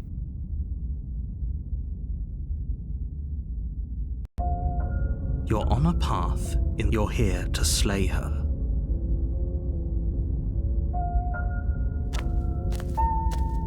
A warning. Before she will lie, we might as well just... Can we tone down the pessimism? I'm not being a pessimist. You're being annoying. Just ignore their... I agree. If she's wrong, rescue her. Given the stakes, so please try to ignore both. If that's what you want.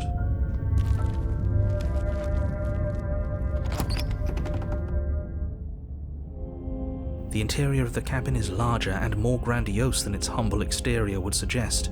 The only furniture of note is a massive marble altar with a pristine blade perched on its edge.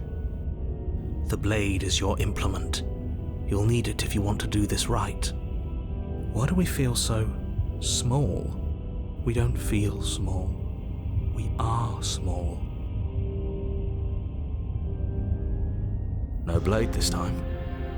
Yeah, maybe she'll be more receptive if we're unarmed. Blade, no blade, it doesn't matter.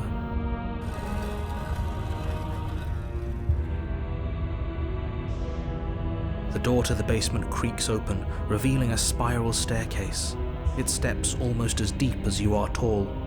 The smell of incense drifts up from below. For a moment, you almost feel at ease. This is actually kind of nice.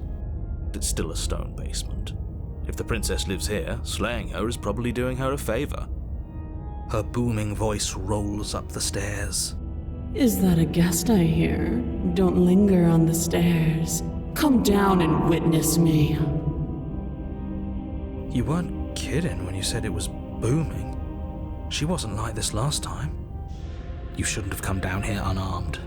We need to get down there. She wants us to see her. We need to see her. Should we be worried about your sudden change in attitude? Just a few minutes ago you were going on about how pointless everything was. Now you want to go down there. It doesn't matter what that little voice says.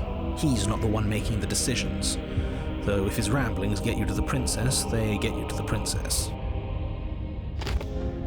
Making your way down the spiral staircase is a time-consuming and exhausting effort, every step requiring you to clamber over one edge before dropping to the next. But soon the end comes into view, and you tumble to the bottom, entering the vast, temple-like room beyond. The princess towers over you, almost glowing in the weak starlight, her figure framed by a stained glass window. Her long hair billows around her, and a chain binds her wrist to the far wall. The chain is nothing to her. It might as well be a toy for all the good it would do. I told you it was pointless to resist her. The little bird has returned to me. I wonder what he wants. I see your hands are empty. You've already given up, haven't you? You aren't even going to try and kill me. How sweet.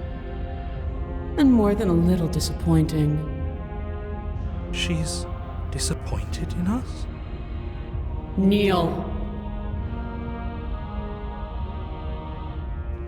On her command, you fall to the floor, knees painfully connecting with hard stone. That's my good little bird. Now, why don't we talk? The last time we met, you tried to kill me. And yet here you are again, this time groveling at my feet. What a wretched sight. What draws you back here beyond the empty halls of death? Speak. The last time we met, nobody should have met her before this. You should be the first. You're the only one I'd trust to deal with her. Then you shouldn't have trusted us. There was nothing we could do to stop her then, and there's nothing we can do to stop her now. He's being melodramatic, but yeah, we've been here before, and she absolutely destroyed us. What are we even supposed to do to stop her? That's worrying. Whatever you do, don't tell her why you're here. It's best not to give her any ideas.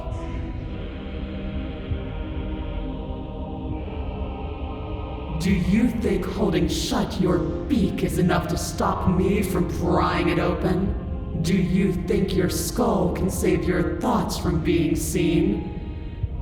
Can she do that? There's nothing she can't do. Confused, meek, a chorus of submissive indecision. Is that why you came to me unarmed? It doesn't matter. All of it is easily brushed aside.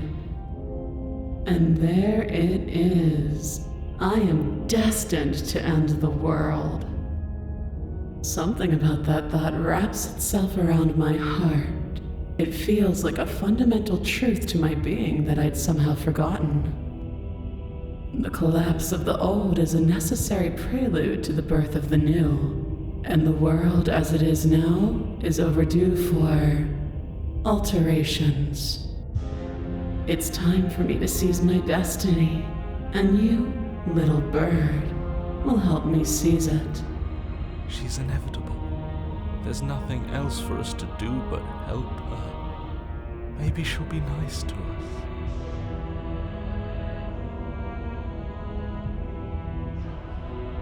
Your will was so easily broken. Am I that magnificent? All you need to do now is break my chains. If this is what you want, then I guess there's not much else for me to say. No, you can't just give in to her, not when the stakes are so high, not when you're so close. I won't let you do this. There's still something in the way. A greasy film inside of you, where it doesn't belong, trying to conceal you from me. Is that a person? No, it used to be a person. It's something different now. An echo. Is she talking about you? That's impossible. She's not supposed to be able to interact with me. You're a small one, aren't you? A shriveling little worm stretched beyond its limits, trying to control things that it can't understand. No. What are you talking about? I don't care what you are. You're mine.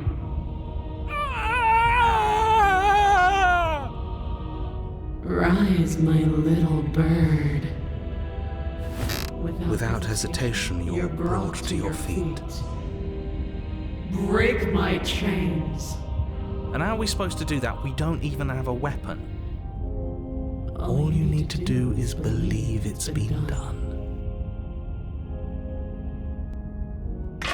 Her chains shatter, and the cuff falls from her wrist.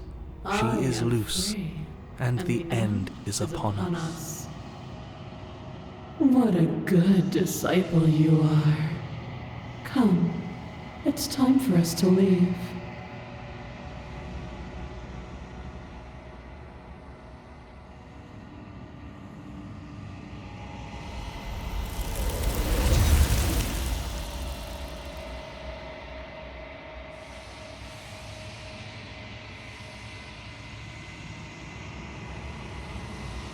She's gone. Where did she go? Should we try and find her? And is that a mirror? Why is it here? Why now?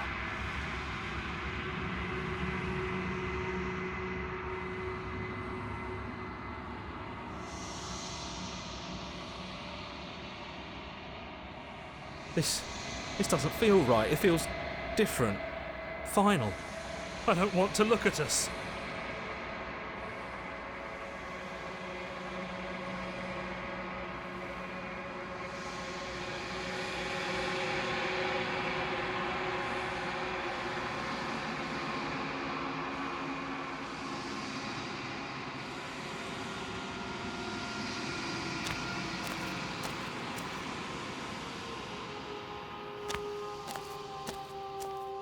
There's a world beyond the endless walls of the long quiet.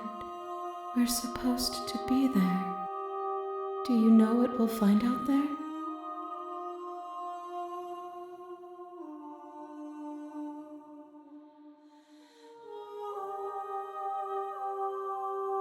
The next time I see you, each of us will finally know what we are. I will be here, waiting for you.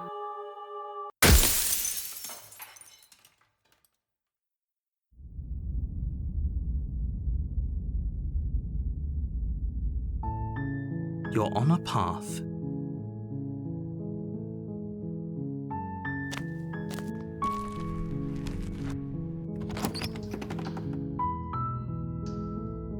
Wait, really?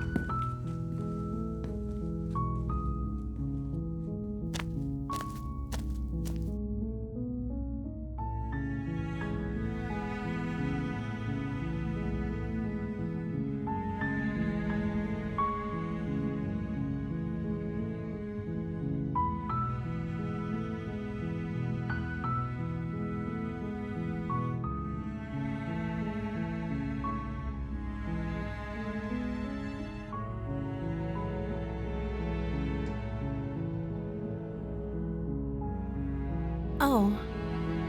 She pauses, carefully formulating her words before she responds. You can address me as Your Royal Highness. Or you can just call me Princess if Your Royal Highness is too formal. Is Princess her name or her title? What if it's both? Could you imagine being named Princess Princess?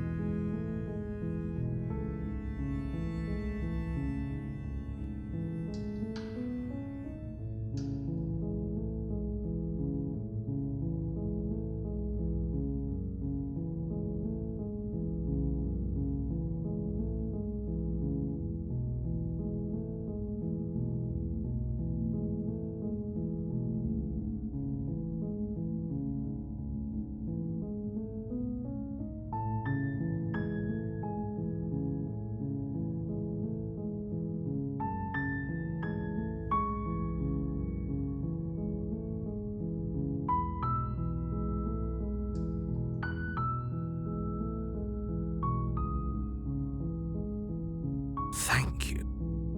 You turn back to the stairs, intent on retrieving the blade in the cabin. Where are you going? You can't just leave me here. You'd better hope for your own sake that I don't slip these chains before you make it back down here. Slip these chains? She can't, right? She needed our help to get out of here. But do you hear the conviction in her voice? I don't think she's bluffing. She has to be bluffing, but I'd hurry if I were you. You rush up to the first floor, grabbing the blade, both yours and the world's only possible salvation. Okay, if we're sure about this decision, I'll support it. I suppose we have a world to save after all. You slowly creep down the basement stairs. It's quiet. Where the princess sat only a moment ago, there's only a severed arm, its cooling flesh still chained to the wall. And she is nowhere to be seen. Is it just me? Or did this room get a lot bigger?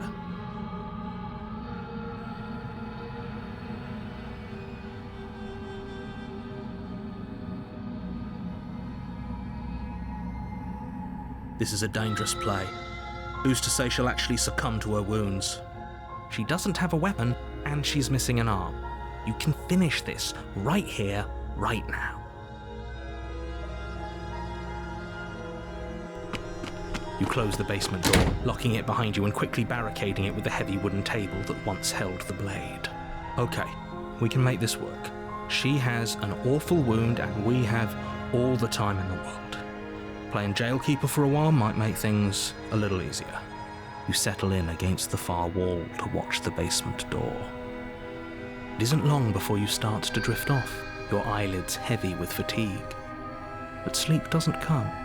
Instead, your rest is broken by a piercing, wailing voice calling out to you from the other side of the door.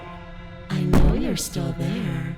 Why don't you make things easier on yourself and let me out? It's not like this little door I'll hold for very long anyways.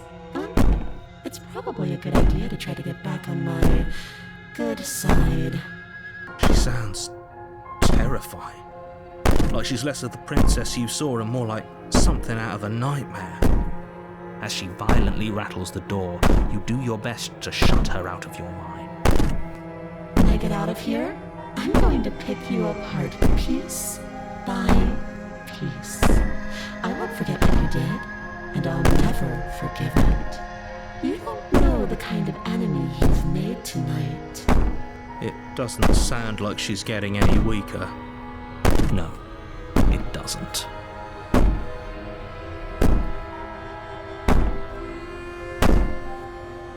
Just ignore her. Maybe the banging and wailing will stop if you just don't pay attention to it. You put the princess's threats out of your mind as best you can and huddle up against the wall. You jolt awake in the middle of the night to silence in the cabin. The ruckus has stopped, and the door to the basement is ajar, its lock broken, and the table shoved out of the way. Where is she? Thanks for helping me get out of that awful basement. You try and stumble to your feet, but as the princess draws near, it's as though your body simply stops working. It isn't all at once. The paralysis comes in waves.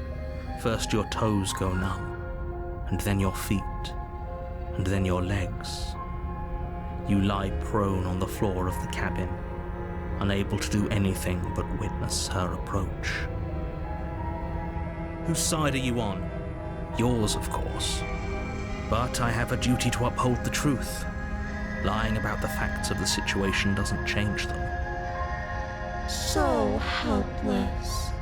I can take my time with you, can't I? She steps closer, one silent footfall at a time, cocking her head in curiosity as you feel your organs shutting down one by one. Or maybe I can't take my time with you. You don't look well.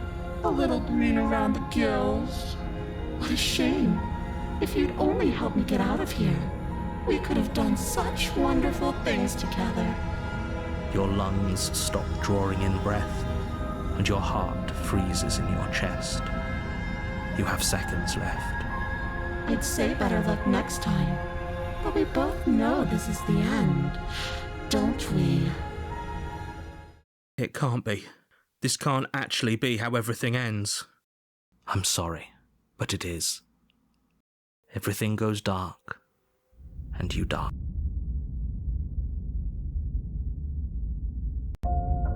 You're on a path in the woods, and at the end of that path is a cabin.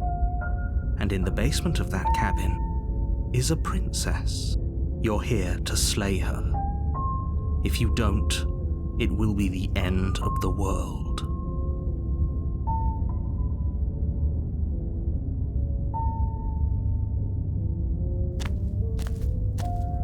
A warning before you go any further. She will lie She will cheat, and she will do everything in her power to stop you from slaying her. Don't believe a word she says. I don't think lying and cheating is her thing. She was very direct with us last time. Or at least she was direct with us after we decided to lock her away. It doesn't matter. Don't trust anyone.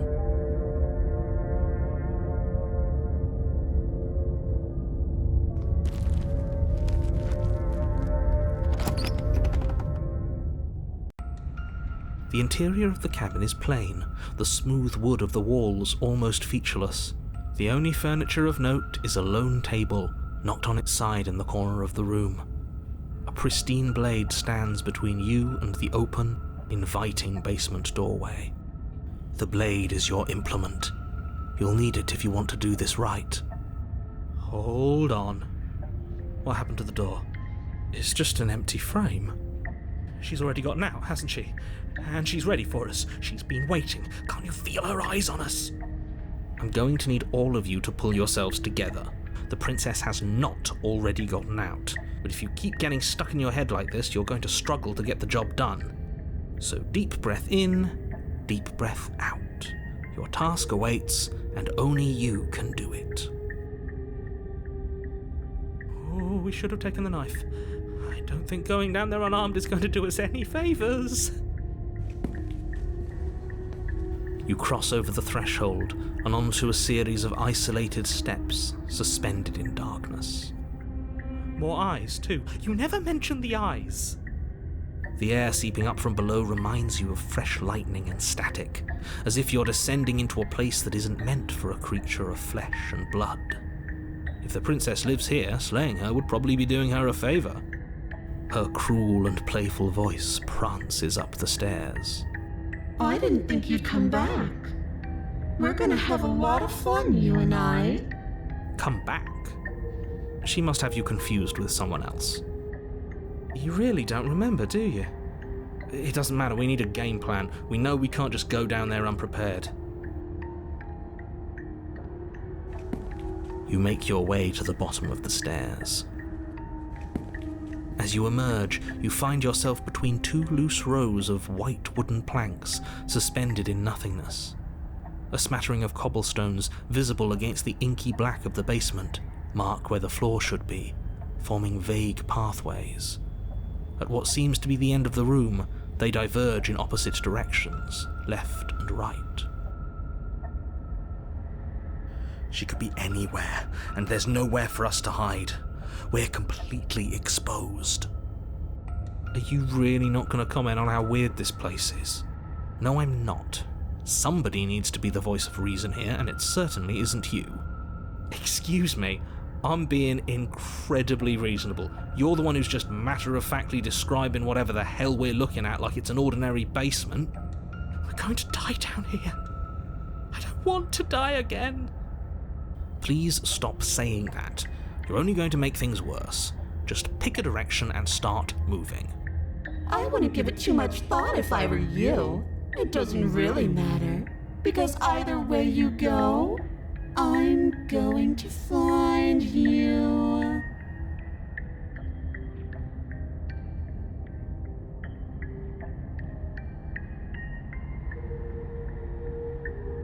You turn back to the stairs, only to find that they aren't there. A faintly outlined path lies before you. There you are. I told you I was going to find you. As the princess approaches, your legs suddenly go numb. Your arms quickly follow. This is it, isn't it? It's almost like you want me to get you. There has to be a way out of this. Think! What did you do? Pull yourself together. She isn't supposed to be like this. I wonder how many times I'll get to play with you before you break. Your vision cuts out as your blood begins to coagulate. It's as if every part of your being is coming to a lurching halt. Heart. Your lungs pull in a desperate gulp of air as your eyes shoot back open. Heart. What are you doing? I'm working. Do you want this body to function, or do you want... And then experience stops once more as your body reapproaches death. Okay, whatever you were doing, please just start doing it again. You sure about that? Are you sure that's what you want? Or do you want to interrupt me some more? You have seconds left. Yes, I'm sure. Heart. Again, your eyes shoot open as you gasp for breath. Can't decide what you want to do, can you? Oh well, standing there gasping like a fish is more fun than dead, even if you look ridiculous. She isn't attacking us. Why? The why doesn't matter. She's already proven her ill intent. Don't lose sight of your mission. And how are we supposed to do that? We don't have a weapon. The way out of here is nowhere to be seen. That isn't my fault. Doesn't matter whose fault it is, because fighting her isn't an option right now. Then you should get looking, shouldn't you? Heart, lungs, liver, nerves, heart, lungs, liver, nerves, heart, lungs. What? No! I knew you'd come around. Oh, this is going to be so wonderful. No, I'm not going to let this happen. Before you can utter another word, your body stops moving, and, do you think you can just wrest control away from us? This body's barely functioning as it is. Doesn't the world end if we fail to stop her? Won't letting us die here just make it end faster? Shit. Lungs, liver. With a flick of the princess's wrist, the stairs slide back into place. I can't believe you're making me watch you damn everyone to torment and oblivion. Lungs, liver, nerves. Come along now. You don't want to be stuck down here. The princess glides onto the stairs and beckons you to follow. If only you had a weapon, this would be the perfect opportunity to use it. But we don't. We've already made our choice. We can still grab it on the way out. You're not wrong, but maybe you should let me handle the suggestions for the time being. Just focus on keeping us alive. Right. Heart, lungs, liver. You step onto the basement stairs, following the princess as she ascends. Pins and needles punctuate your every step, an uncomfortable and constant reminder of your mortality. Is this really worth it? At least it's a choice. That doesn't justify anything. A terrible choice is still terrible. Make sure you keep up. We wouldn't want you to fall. As if acting on instinct, you crane your neck and look behind you. There is nothing there. The princess reaches the top of the stairs and taps on the door. Her head twists back in your direction, watching you with dead eyes as the way out creaks open. Don't forget that your pristine blade is still on the other side. You can still make this right. You can still save everyone. You can still save yourself from becoming her tormented pet. There's no harm in us having a weapon. All it does is give us more options, and we are dangerously low on those right now. Have you considered that maybe you could operate the autonomic nervous system for a bit? Everyone is trying to manipulate us, and I can only do so many things at once to keep us alive. Heart. Liver? Your body seizes violently as you regain consciousness on the floor of the cabin. No! You're doing it all wrong. You're supposed to do it like this. Heart, lungs, Synthèse vocale liver, activée. nerves. Synthèse heart. vocale désactivée. I guess I have to do everything around here, don't I? Heart. There we go. Back with me where you belong. I thought you might have decided to break yourself just to spite me. Liver. It's better for you that you didn't. Now we can get back to business. For starters, we won't need this where we're going. The princess plucks the blade from the floor and tosses it through the door behind you. It vanishes into the inky black of the basement, never to be seen again. Guess we're not stabbing her in the back. I guess not. I'm going to fix myself a stiff drink. If I'm about to watch you hand the world to her on a silver platter, I'd rather not be sober. And now you open the door. There's nothing else for us to do.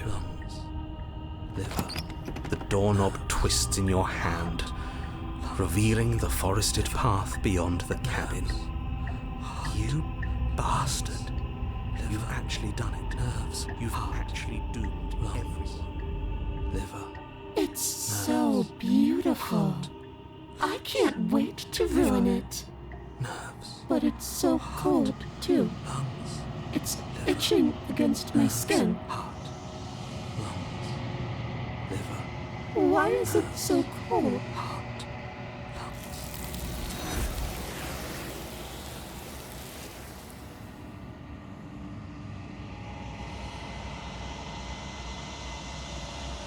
She's gone.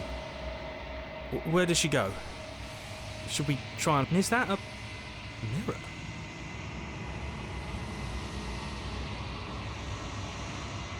This doesn't feel right. It feels different. It's calling us. And not in a...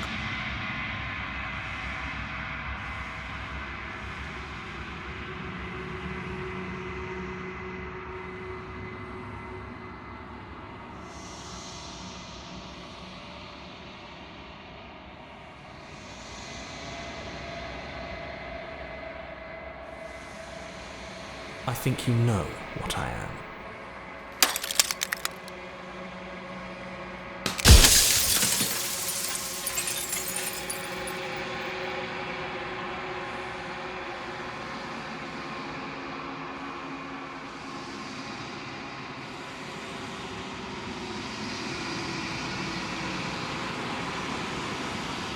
A construct. It was supposed to keep the two of you trapped here until the job was done. And it was supposed to guide your hand to help you see things through. The construct you're in exists in every world at once. Any time you failed, any time you thought yourself dead, it would restart and shunt both you and her into a new world. But you're waking up to your true nature now. It won't be able to work like that anymore.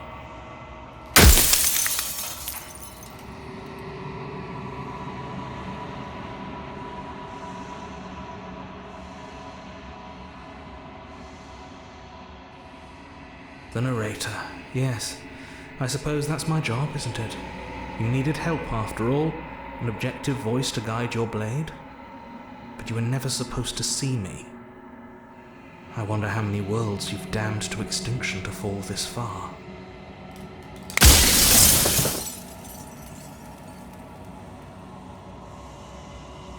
It doesn't hurt. I don't feel pain. Not physically.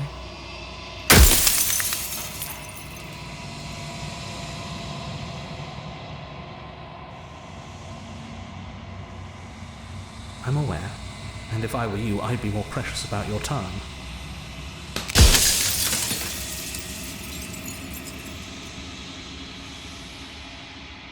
No, I'm not a part of you. But that's all a matter of perspective, isn't it? From one vantage point, I must seem wholly foreign, but from another, well, all the versions of me that have existed have collectively heard your every thought and driven your every action. If that isn't being part of you, then what is?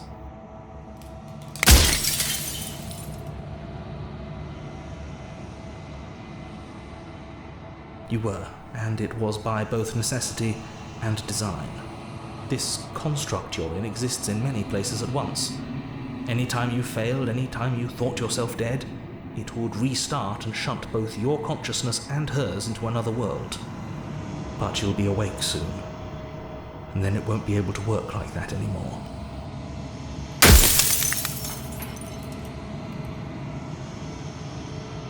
You were either going to have seen all this, or you weren't going to have seen all this. This is worse, but you still have an opportunity to save the world. You can still slay her.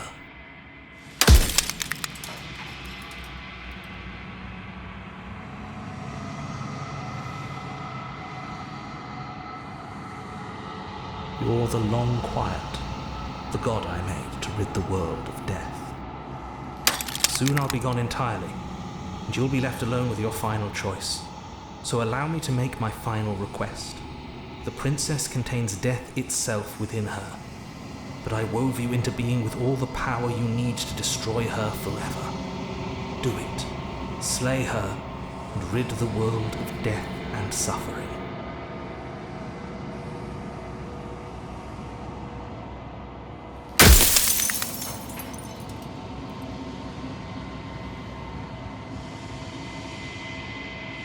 You haven't. You've flirted with dying. You've played pretend. But your consciousness is an unbroken stream. Are you lying? I can't tell. But I've said my piece, and my time is up. I'm just an echo, and every echo fades away. You know what you have to do.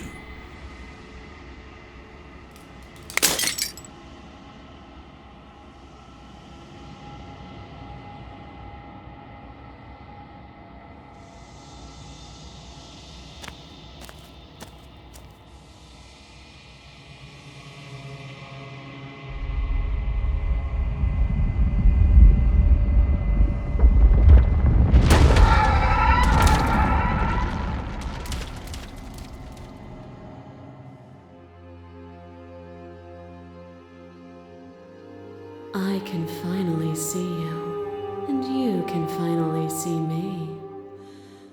It's been so long, and my heart has ached for this moment. I've missed you dearly.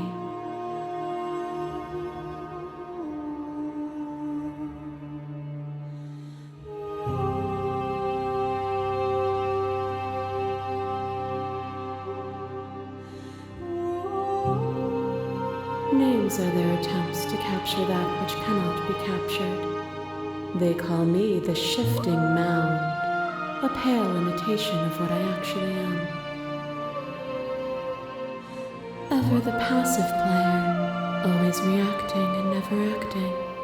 But it's woven into your nature, isn't it?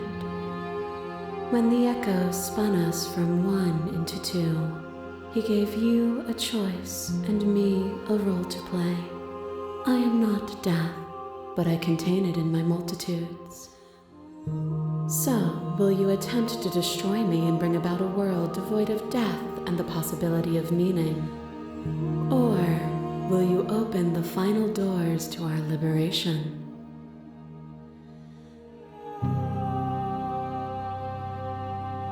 Of course I have a say in all of this.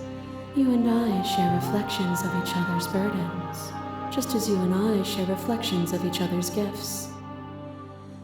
If we didn't, the winding paths that brought us here wouldn't have been full of strife and conflict.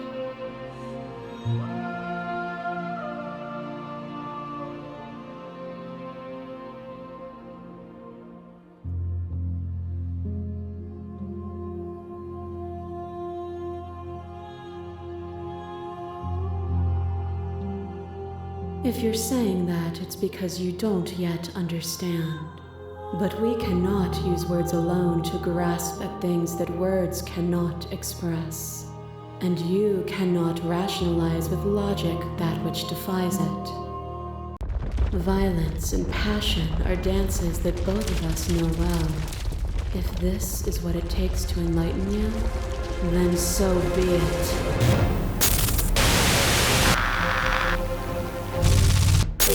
Pretends to protect us from loss. To fear death protects from losing a body. To fear ruin protects from losing status. To fear rejection protects from being known. But losing a body is contained within having a body. Losing status is contained within having status. Being known is contained within being conscious. It is in the nature of all things to transform. To go from known to hidden to known again. But when the ceaseless impermanence of all things strips away the finality of endings, what remains of fear? Is it a shelter protecting you from itself? Or is it a shelter protecting itself from you? You took fear by the hand and walked with it into the unknown, and through that, you feared nothing.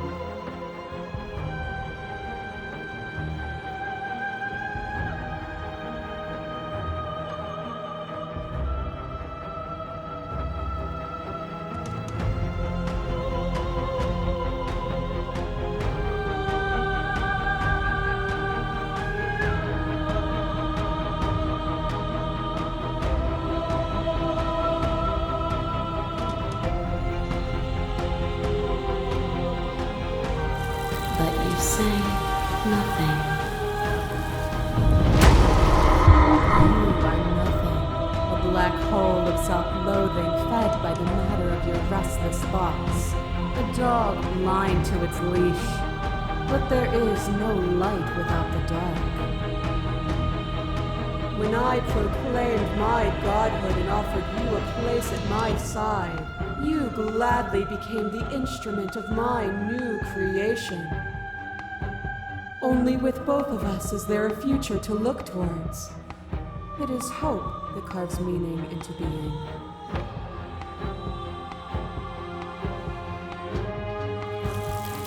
And so your quietude continues. A web of nerves, lain upon a web of nerves, lain upon a web of nerves. The shade of a beautiful beginning we can never return to.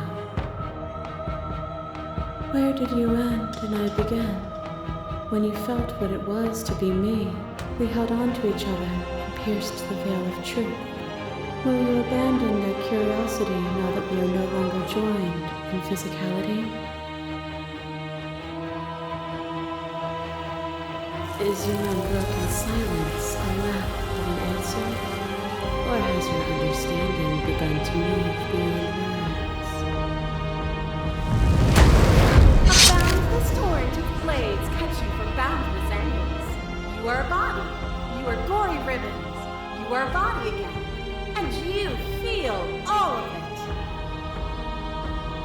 On it goes until your bodies are not your thoughts, are not you. Alive, dead, alive, dead, alive, dead, then alive, dead, all at once. You learned to put yourself away, and in your stillness you rose above me. You died countless steely deaths, and you lived countless short lives.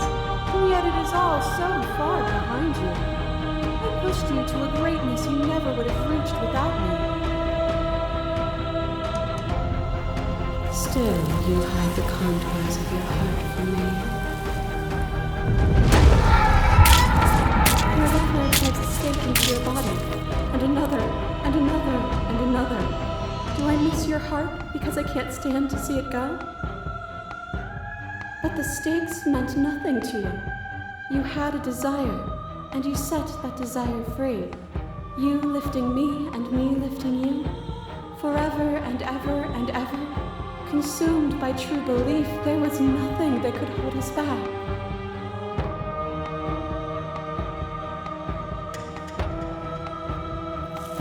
Your stoicism knows no end.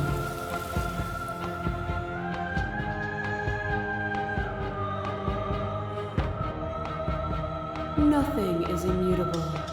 Everything that is exists only in relation to everything it isn't.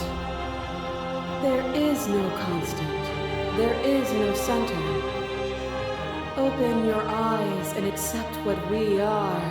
We can leave this prison together.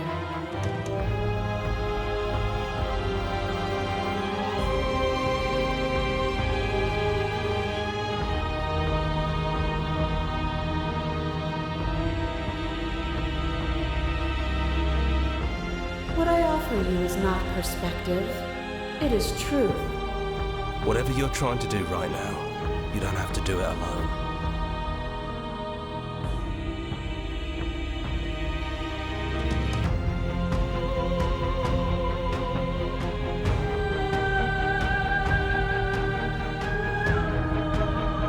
I don't think that's wrong, but I'm not sure it's right either. But we can worry about all that later. She's too many things all at once out here. If you want to get through to her, you need some way to get through all of that divine confidence. There's still a piece of me nestled close to where it all began. I can take you there. I can take you to her heart. It's time to resume our dance. She's relentless, isn't she? Let's make this quick. Are you ready?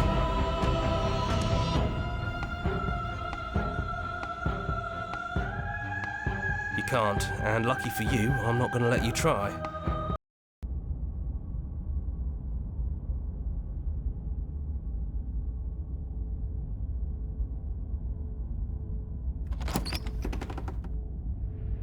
And here we are. I'd say we were back where it all started, but I guess it's a little after that, isn't it? Do you need me to describe things?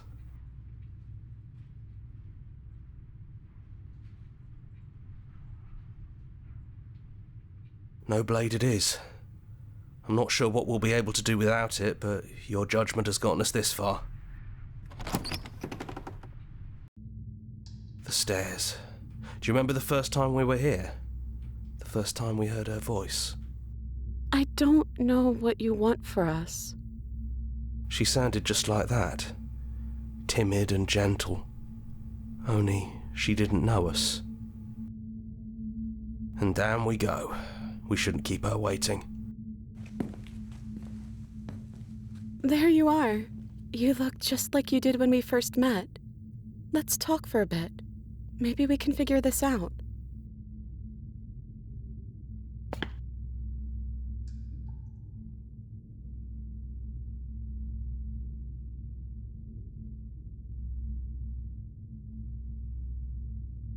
You are so sweet, but the first time we met, you tried to rescue me, and I stabbed you like 50 times in the chest. And you know how bad of a job I did. You were the one getting stabbed. I mean, yes, you were possessed by that freaky voice living in your head, but I also could have maybe tried doing anything else before deciding to kill you. Anyways, I'm also sorry. We both let things get a little out of hand, but we don't have to let that stop us from being who we want to be. You know, when she puts it like that...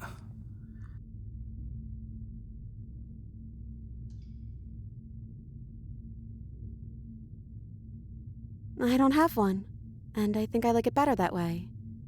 But you can call me Princess if you want. You know, you never told me your name.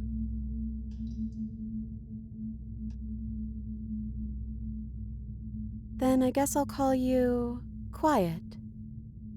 Not Hero? Oh well, Quiet will do. That's always been us, hasn't it?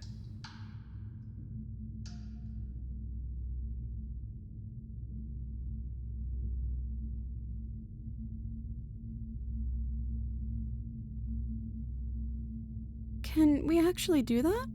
What would that even mean? Where would we go?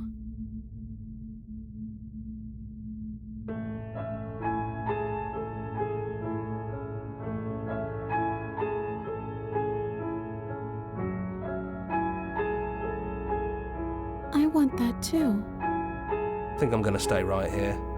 Whatever you're doing right now, wherever you're going, it feels like it's for just the two of you.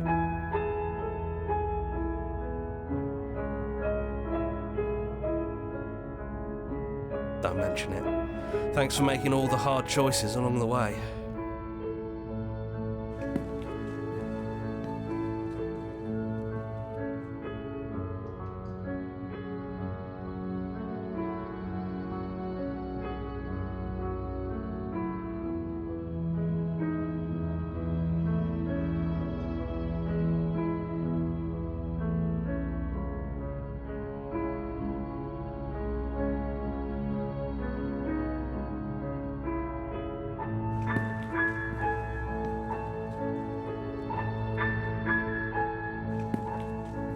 Come on, Princess. It's just a door. Sorry, I'm just a little nervous. This is really it. Whatever happens next will be completely new.